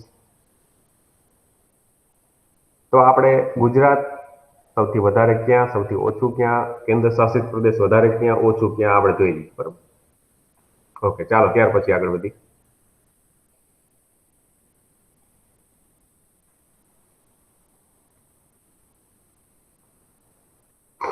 હવે થોડુંક ડિટેલ કહું છું તમને કે the population of India at the 00 hours at first March 2011 ના રોજ કેટલી હતી? થઈ પ્રમાણે સેન્સસ 2011 આટલી 121 કરોડ સમથિંગ. અને 2001 ભારતની વસ્તી કેટલી હતી તો કે આટલી 100 કરોડ. બરાબર. 102 કરોડ 87,37,436. 102 2001 પ્રમાણે, જ્યારે 121 છે એ 2011. ઓકે, ચાલો હવે આ એક, હા બોલો. ઓકે, ચાલો. 2 કરોડ નું થાય ને સર? અવાજ આવતો નથી બરોબર ભાઈ તમારો. હાલો, પ્રશ્ન હોય પૂછી શકો છો. અવાજ આવતો નથી ભાઈ તમારો. ચાલો ત્યાર પછી ઇન્ડિયા ઇન વર્લ્ડ પોપ્યુલેશન. ભારતનો જે વસ્તી છે એ વિશ્વના સાપેક્ષમાં કેટલા? તો કે ભારત બીજા ક્રમે આવે છે. વિશ્વમાં ભારત કુલ વસ્તીના 17.5% ધરાવે છે. જો અહીં લખેલું છે 17.5% ભારત વસ્તી ધરાવે છે. પહેલા ક્રમે ચાઇના છે 19.4%. ત્રીજા ક્રમે છે યુએસએ 4.5%. ત્યાર પછી ઇન્ડોનેશિયા 3.4% અને 5મા નંબરે બ્રાઝિલ. એટલે આપણે 1 થી 5 નંબર યાદ રાખો. પહેલા નંબરે ચાઇના, બીજા નંબરે આપણે ભારત 17.5% વિશ્વના, અને બીજા ક્રમે છીએ આપણે. પછી યુએસએ, ઇન્ડોનેશિયા, બ્રાઝિલ, છઠ્ઠા ક્રમે પાકિસ્તાન, પછી Bangladesh, Nigeria, Russian federation, Japan અને બીજા ઘણા બધા કન્ટ્રીઓ.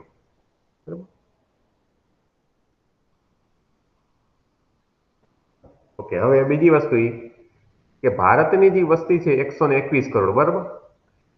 તો ઈ કયા કયા દેશો ભેગા થાય તો ભારતની વસ્તી થાય? તો ઈ તમને કહી દઉં કે USA, Indonesia, Brazil, Pakistan, Bangladesh, Japan, આ બધા દેશોની વસ્તીને ભેગી કરો ને એટલે માત્ર ખાલી ભારતની વસ્તી થાય.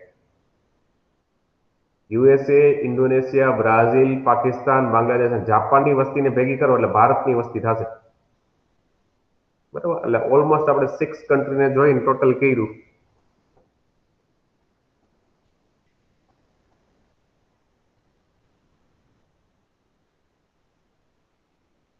એક થી 10 કન્ટ્રી વસ્તી પ્રમાણે, વિશ્વમાં 1 થી 10 કન્ટ્રી વસ્તી પ્રમાણે, એમાંય ખાસ કરીને કોઈ દેશમાં વસ્તી ઘટી હોય તો એ રશિયન ફેડરેશન, એટલે રશિયા છે. જો 9મા નંબરે -4.29. ભારતમાં વૈધી છે 17.64.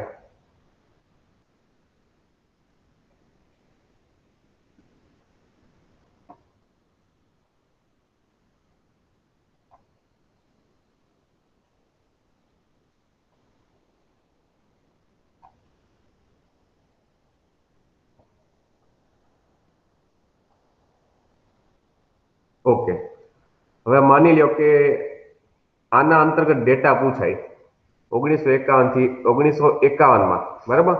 ભારતમાં જે ડિકેડલ ગ્રોથ કેટલો હતો અથવા દશકી વૃદ્ધિ દર કેટલો હતો? કે 13.31% હતો ભારતનો.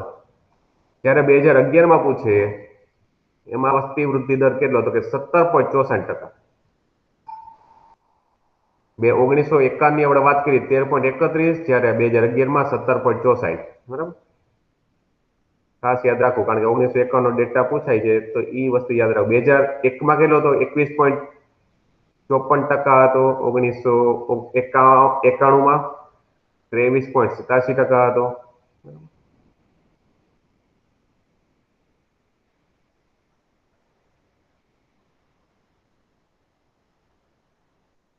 અહીં જો આપણે વાત કરી હતી ને કે 1951 વર્ષને આપણે વસ્તી વિભાજક વર્ષ તરીકે ઓળખવામાં આવેલું છે. શું કરવાના? કારણ કે -77, બરાબર, એટલે જોવા જઈએ તો -0.31% વસ્તી ઘટી, એટલે 77 લાખનો ઘટાડો જોવા મળ્યો.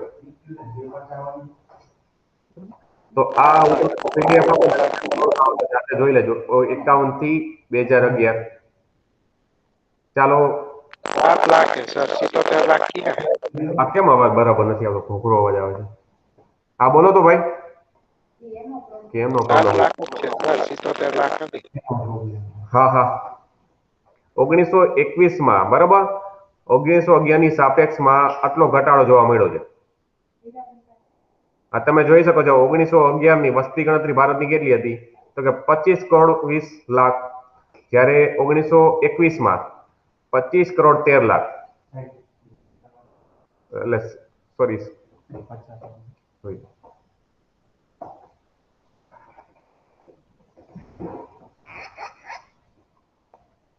77 લાખ ને 7 લાખ, મારાથી કદાચ કહેવામાં ભૂલ થતી છે. 7,72,177.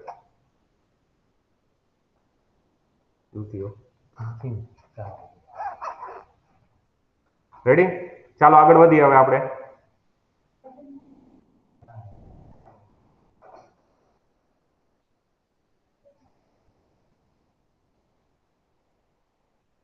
હવે દશકી વૃદ્ધિ દર 2001 થી 2011 માં બધા રાજ્યો વાઇઝ અલગ અલગ. પહેલા આપણે ગુજરાતથી સ્ટાર્ટ કરશી. ગુજરાતનો કેટલો છે? તો કે ગુજરાતનો 19.2% વસ્તી વૃદ્ધિ.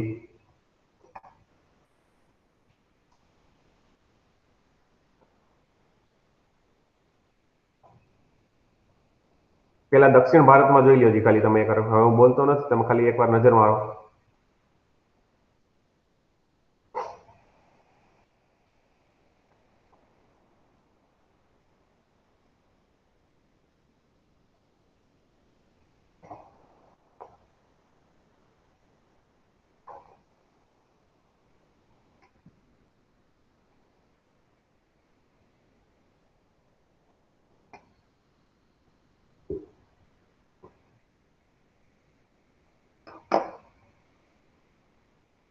ચાલો ત્યાર પછી ઉપર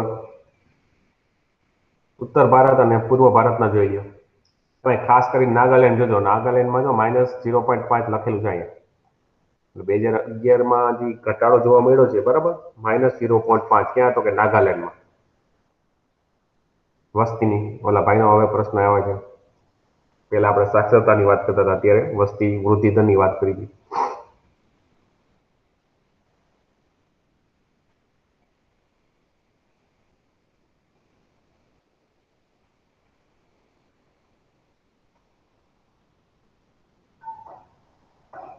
હવે આ મેપ જોયો એ પ્રમાણે મને કહેજો કે સૌથી વધારે વસ્તી વૃદ્ધિ દર તમને ક્યાં જોવા મળ્યો?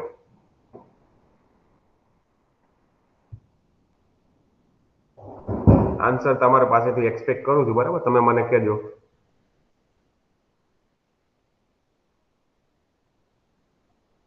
સૌથી વધારે વસ્તી વૃદ્ધિ દર કયા રાજ્યમાં જોવા મળે છે?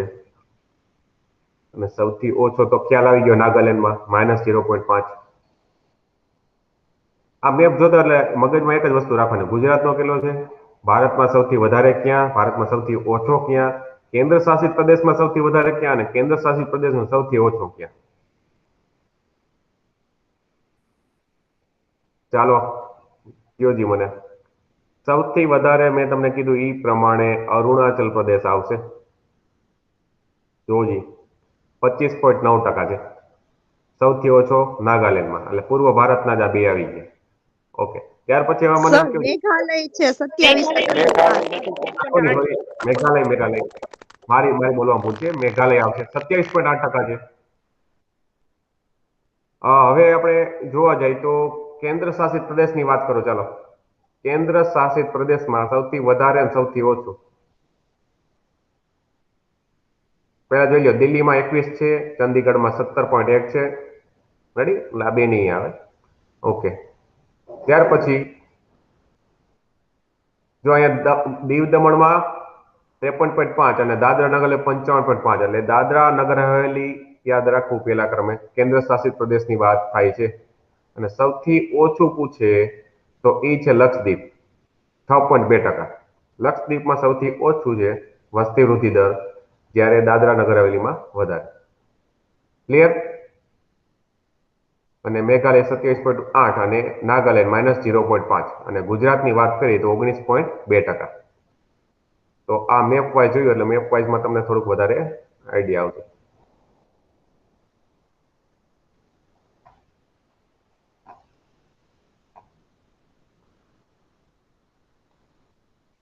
ઓકે, ચાલો. Population share of state and union territory. હવે આ પાઈ ચાર્ટ પ્રમાણે જોઈ લ્યો. સૌથી વધારે, બરાબર, પોપ્યુલેશન શેર ઓફ ઇન્ડિયા એટલે ભારતમાં સૌથી 100%ની વાત કરીએ, ભારતની વસ્તી 100% છે, તો 100%માં સૌથી પહેલા ક્રમે કયો આવશે તો કે ઉત્તર પ્રદેશ 16%. ભારતની કુલ વસ્તીના 16% વસ્તી ઉત્તર પ્રદેશમાં વસવાટ કરે છે. બીજા ક્રમે આવશે મહારાષ્ટ્ર, ત્રીજા ક્રમે બિહાર, ચોથા ક્રમે પશ્ચિમ બંગાળ 8%. ત્યાર પછી છઠ્ઠા ક્રમે પાંચમા ક્રમે 1 2 3 4 5 પાંચમા ક્રમે અરુણાચલ આંધ્રપ્રદેશ 7%. ત્યાર પછી મધ્યપ્રદેશ 6%, તમિલનાડુ, રાજસ્થાન, કર્ણાટક, અને ત્યાર પછી કોનો વારો આવશે આપણો ગુજરાત. એટલે 10મા ક્રમે છે એ ભારત છે વસ્તીની બાબતમાં. 5% વસ્તી છે એ ભારતની કુલ વસ્તીની 5% વસ્તી છે ગુજરાતમાં.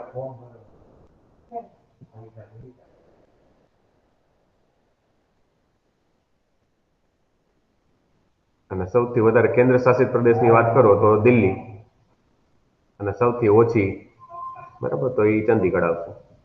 સોરી, ચંદીગઢ નહીં, લક્ષદ્વીપ. જોઈ લ્યો એકવાર પાઈ ચાર્ટ. ઉત્તર પ્રદેશ, ત્યાર પછી મહારાષ્ટ્ર, બિહાર, પશ્ચિમ બંગાળ, આંધ્રપ્રદેશ, મધ્યપ્રદેશ, તમિલનાડુ, રાજસ્થાન, કર્ણાટક અને ગુજરાત. અને કેન્દ્ર શાસિત પ્રદેશમાં જવું હોય તો પહેલા ક્રમે દિલ્હી છે.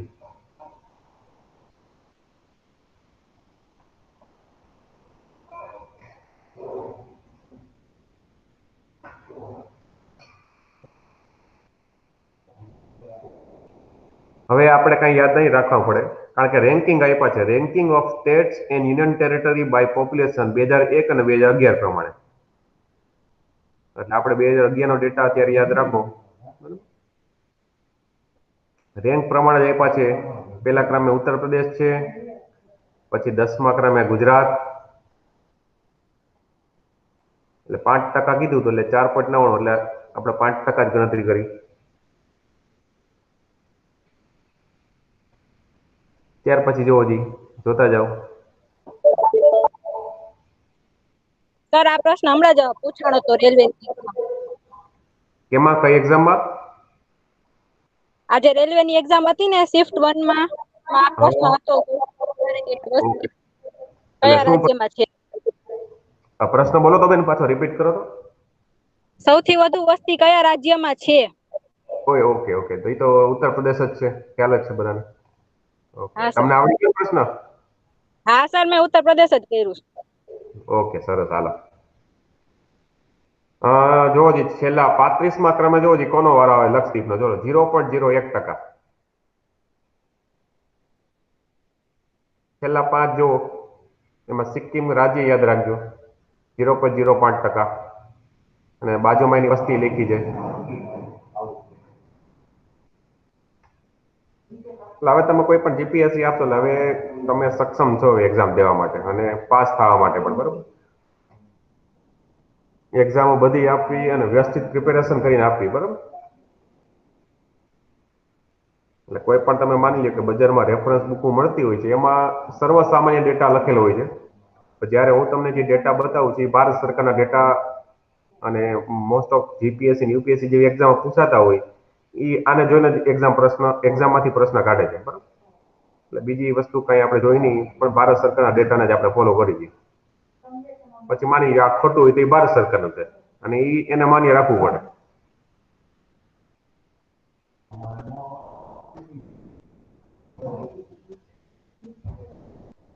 ગોવાની વસ્તી જોજો, ગોવા અને સિક્કિમ.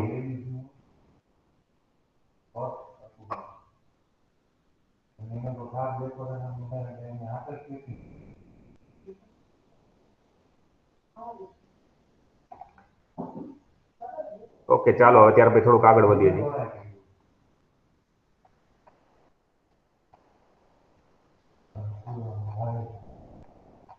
કારણ કે આમાં બીજું ઘણું બધું લખાણ વધારે છે એ તમારે જોવાની જરૂર નથી. ઓકે હવે ત્યાર પછીનો ટેબલ પોપ્યુલેશન પર્સન્ટેજ ડિકેડલ ગ્રોથ એટલે તેમાં દશકી વૃદ્ધિ દર ટકાવારી પ્રમાણે એવરેજ એન્યુઅલ એક્સપોન્શિયલ ગ્રોથ બરાબર.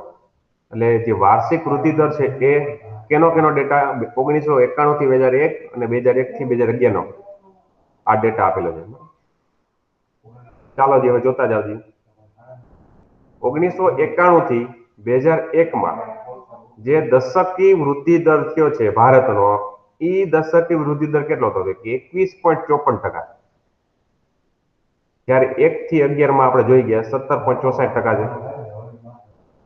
ઓકે ત્યાર પછી વાર્ષિક વૃદ્ધિ દર 1991 થી 2001 માં 1.97% હતો. જ્યારે 2001 થી 11 માં 1.64%. ખાસ કરીને હું તમને ગુજરાતના સાપેક્ષમાં જ આપણે ચર્ચા કરી અત્યારે. ગુજરાત દેખાય છે આમાં ક્યાંય? 24મા નંબરે ગુજરાત છે. એટલે ગુજરાતનો જે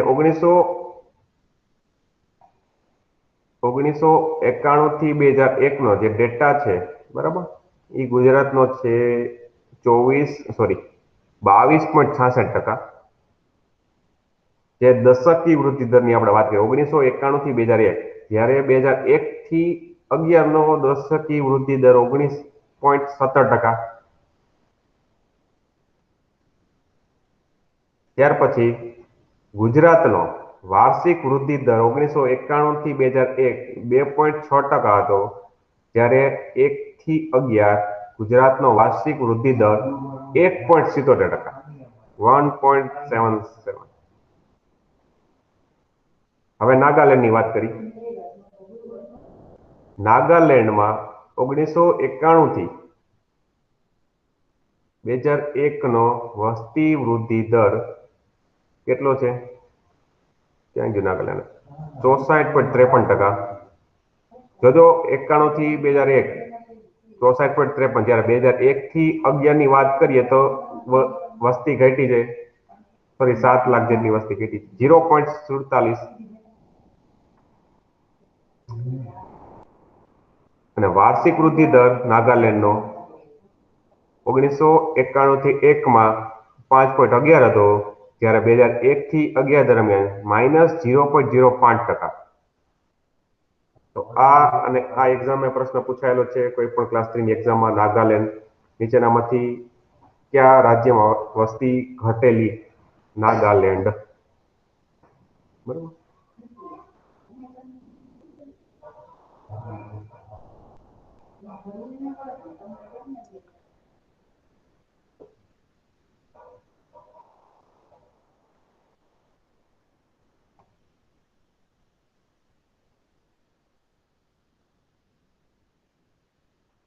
ઓકે ચાલો ત્યાર પછી આગળ વધીએ છીએ.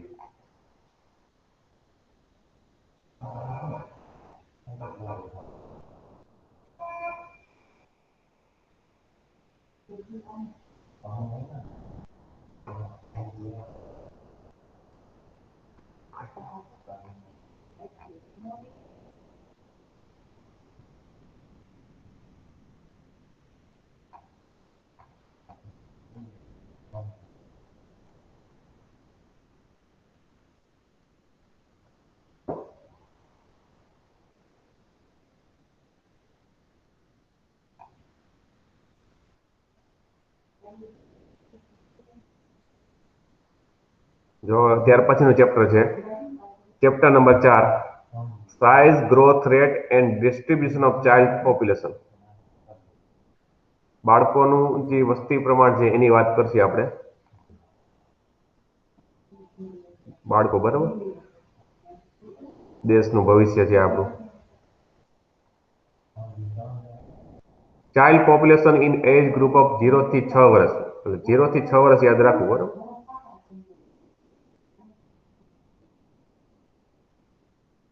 વિશ્વની સાપેક્ષમાં વાત કરીએ તો the total number of children in the age group of 0 થી 6 વર્ષ as little more than the population of Nigeria, the 8th largest country in the world.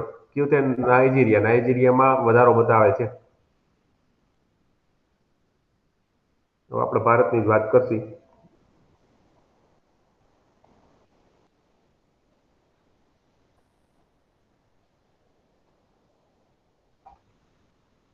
જો Uttar Pradesh, Bihar, Maharashtra, Madhya Pradesh, Rajasthan have the largest number of children, constituting 52% children in the age group of 0 થી 6 વર્ષ. એટલે સૌથી વધારે રાજ્ય યાદ રાખવું હોય તો ઉત્તર પ્રદેશ. પણ ઉત્તર પ્રદેશ, બિહાર, મહારાષ્ટ્ર, મધ્યપ્રદેશ, રાજસ્થાન આ પાંચને ભેગા કરીને કેટલા 52% જેટલું થાય છે.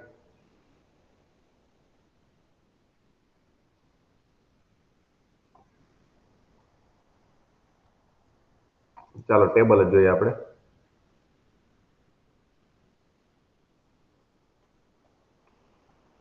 બે 2011 ના ડેટા પ્રમાણે ભારતમાં કેટલા બાળકો, તો કે 15,87,89,287. બરાબર. આમાં ખાસ કરીને વધારે હોય તો ઉત્તર પ્રદેશમાં પેલા 5 ઉત્તર પ્રદેશ, બિહાર, મહારાષ્ટ્ર, મધ્યપ્રદેશ, રાજસ્થાન. અને ગુજરાતની વાત કરીએ આપણે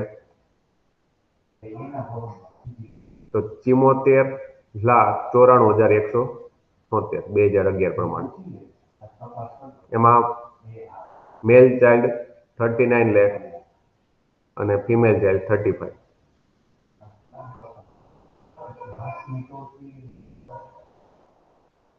અને લક્ષદ્વીપમાં સૌથી ઓછા છે યુનિયન ટેરિટરી પ્રમાણે. રાજ્યની વાત કરીએ તો સિક્કિમ આવશે. રાજ્ય પ્રમાણે સિક્કિમ ઓછું અને સૌથી વધારે ઉત્તર પ્રદેશ. અને લક્ષદ્વીપ છે કેન્દ્ર શાસિત પ્રદેશમાં સૌથી ઓછા. શિશુ પ્રમાણની વાત કરીએ આપણે.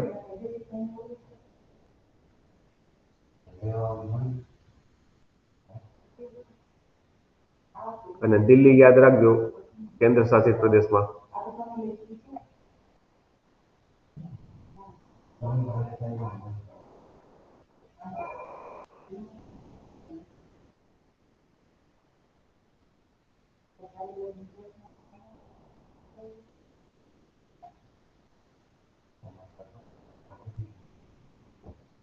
પર્સન્ટેજ વાળું કાઢવું જોઈએ એટલે એમાં તમને જોવાની મજા આવશે.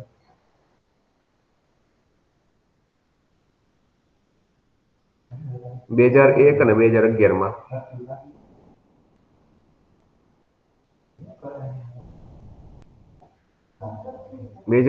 માં ચાઇલ્ડની 0 થી 6 વર્ષના શિશુ પ્રમાણની ટકાવારી કેટલી હતી? 13.12%, જ્યારે 2001માં 15.93% છે. અને બાકીની અધર વસ્તી 86.88, જ્યારે 2001માં 84.7. એટલે 11 પ્રમાણ યાદ રાખવું હોય શિશુ પ્રમાણ તો 13.12% યાદ રાખજો. 13.12.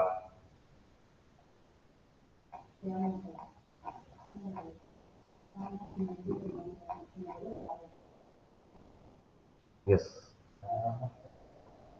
હવે આ પ્રોપોઝન છે.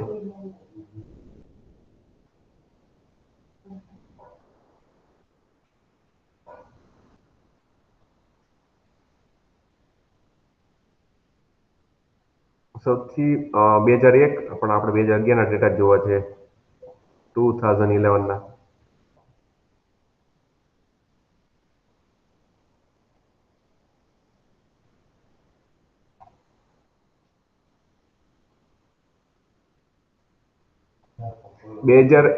ના ડેટા પ્રમાણેનો મેપ શિશુ પ્રમાણ proportion of child population in age 0 થી 6 વર્ષ રાજ્ય અને કેન્દ્ર શાસિત પ્રદેશ પ્રમાણે. પેલા ગુજરાતથી શરૂઆત કરો, કેટલું છે? 12.4 ટકાવારીમાં. ત્યાર પછી જોતા જાઓ બધે 12.4. દક્ષિણ ભારતના પહેલા જોઈ લો. દક્ષિણ ભારત છેલ્લેથી જોતા જાઓ, કેરળ, તમિલનાડુ, કર્ણાટક, આંધ્રપ્રદેશ, આંદામાન નિકોબાર, લક્ષદ્વીપ, પુડુચેરી.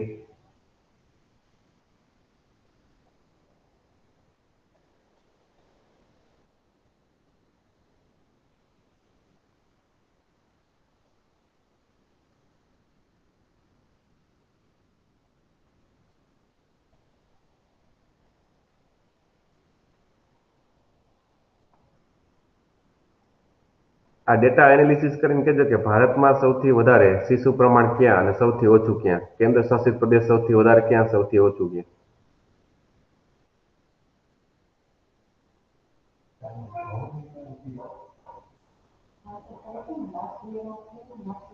પૂર્વ ભારત બાજુ જોજો, એટલે ખ્યાલ આવશે. પૂર્વ ભારત, પછી ચંદીગઢ, દિલ્હી જોઈ લેજો. દિલ્હીમાં વધારે છે, 11.8 છે. એમાં ખાસ કરીને નીચે દીવ, દમણ અને દાદરા નગર હવેલી.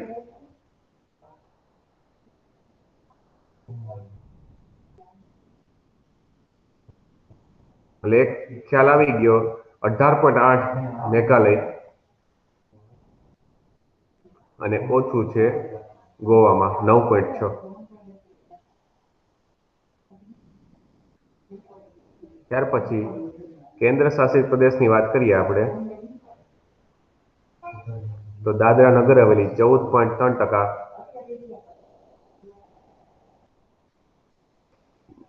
જ્યારે પુડુચેરી છે એ 10.3.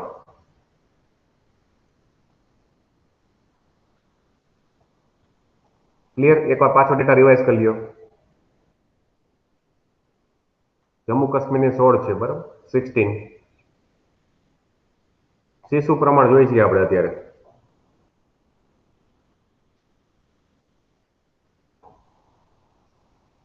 જોવાનું શું? ગુજરાતનું, પછી કયા રાજ્યનું સૌથી વધારે, કયા રાજ્યમાં સૌથી ઓછું, કેન્દ્ર શાસિત પ્રદેશમાં સૌથી વધારે ક્યાં અને કેન્દ્ર શાસિત પ્રદેશમાં સૌથી ઓછું ક્યાં. એટલે જો રેડ કલર બતાવ્યું છે ને, એ રેડ કલર સૌથી વધારે છે એ જ બતાવ્યું છે. મેઘાલય, ત્યાર પછી બિહાર.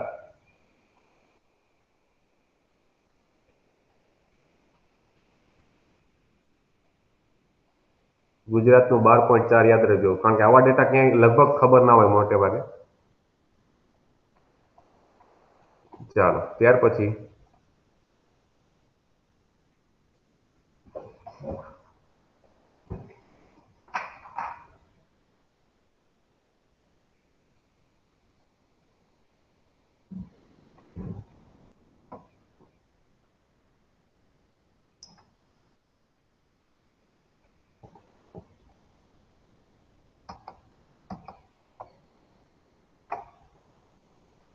છેલ્લો ટોપિક જોઈ લઈ, પછી કાલે જોશું.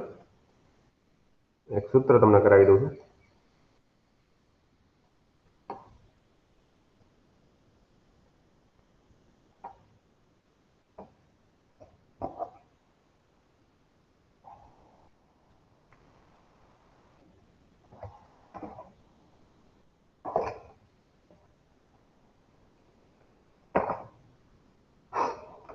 હવે જાતિ પ્રમાણ.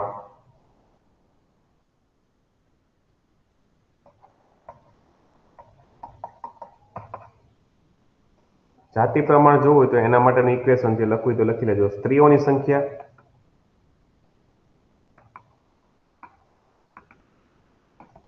છેદમાં પુરુષોની સંખ્યા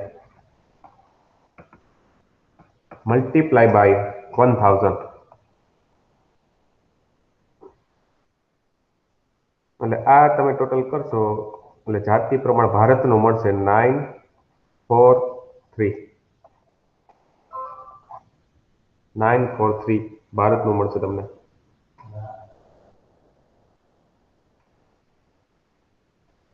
ત્યાર પછી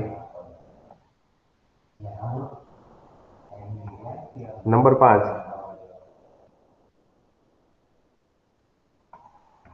દશકી વૃદ્ધિ દર. દશકી વૃદ્ધિ દરનું જે સૂત્ર છે એ લખી નાખો કે વર્તમાન જનસંખ્યા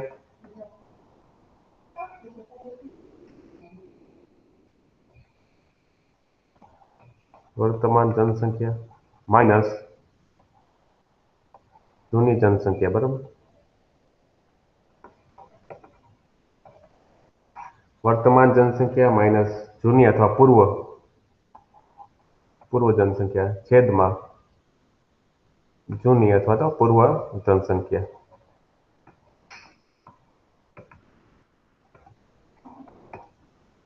એટલે એ છે એ તમને ખ્યાલ જ છે, અને મલ્ટીપ્લાય બાય કરવાનું ભૂલતા નહીં 100. એટલે દશકી વૃદ્ધિ દર ભારતનો જોયો આપણે કેટલો છે 17.7%.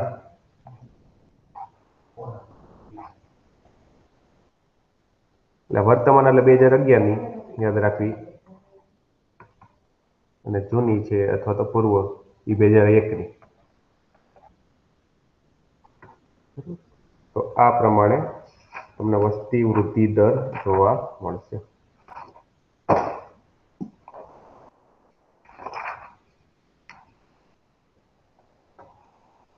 ઓકે, ત્યાર પછી ચર્ચા કરીએ આપણે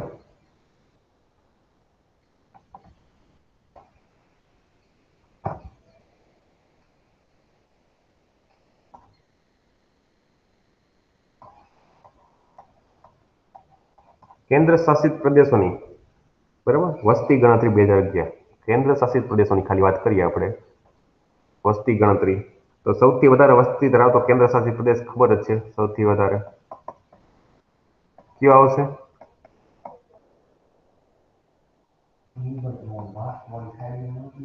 તો કે દિલ્હી.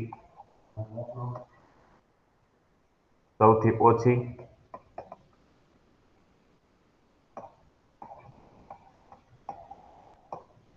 ઓછી તો કે લક્ષદ્વીપ આવશે. સૌથી વધારે અને સૌથી ઓછી.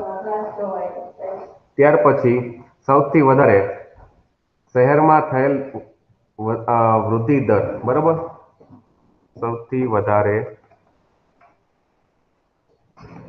શહેરી વૃદ્ધિ દર ક્યાં જોવા મળશે? દાદરા નગર હવેલી આપણે જોયું હતું. દાદરા અને નગર હવેલી કેટલો હતો? 55.9%. અને સૌથી ઓછો જોવા જઈએ તો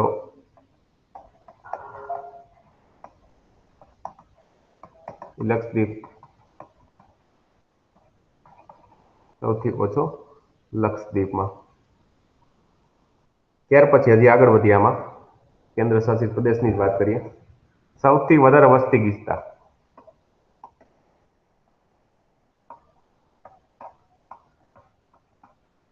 સૌથી વધારે વસ્તી ગીચતા જોવા મળી દિલ્હીમાં.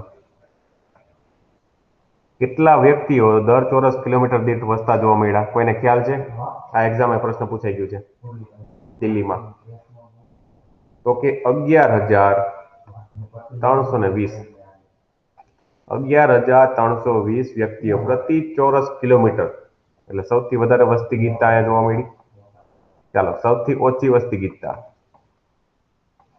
આ ખ્યાલ છે કોઈને?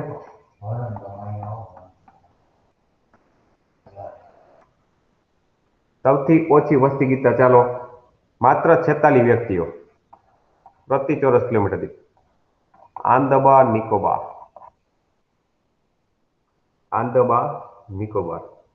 આ યુટ્યુબ ના ડેટા પ્રમાણે યાદ રાખજો.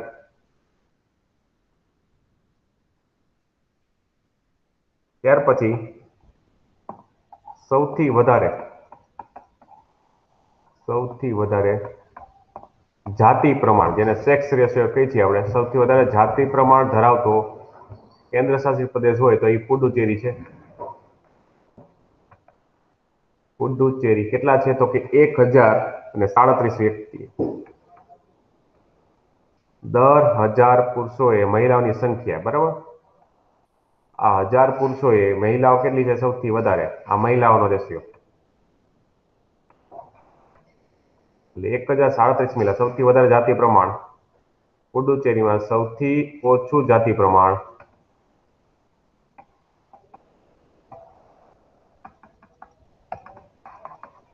કયો યુટી આવે? તો એ લખી નાખો, દમણ કેન્દ્ર શાસિત પ્રદેશ 618. દમણ દીવમાં ખાલી દમણ 618 યાદ રાખજો. દમણ અને દીવમાં 618.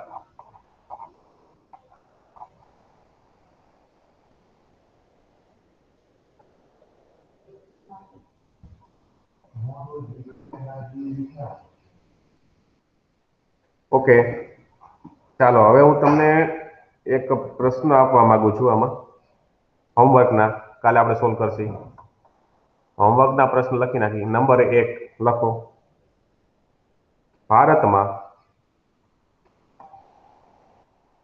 ભારતમાં શહેરી વસ્તી કેટલી છે? તમારે ટકાવારીમાં આન્સર આપવાનો છે. ભારતમાં શહેરી અને ગ્રામીણ બે.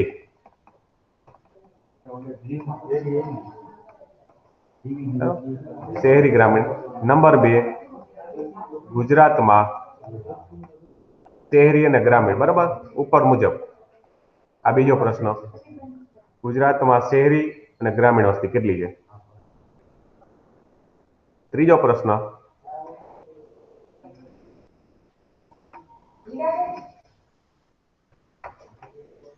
ત્રીજો પ્રશ્ન તને આપું છું.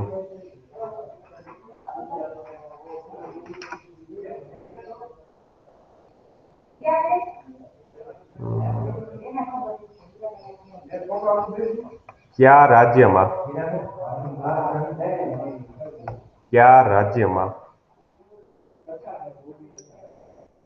જાતિ પ્રમાણ, અત્યારે આન્સર ના આપતા હોય, કયા રાજ્યમાં જાતિ પ્રમાણ સૌથી વધારે અને ઓછું?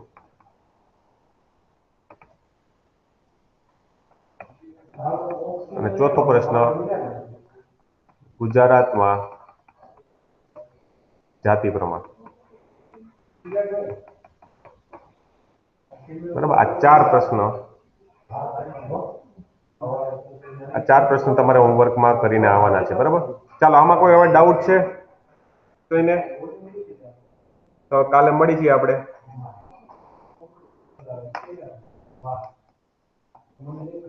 ઓકે મિત્રો, કાલે મળી જઈએ. ચાલો, જય હિન્દ, જય ભારત બધાને.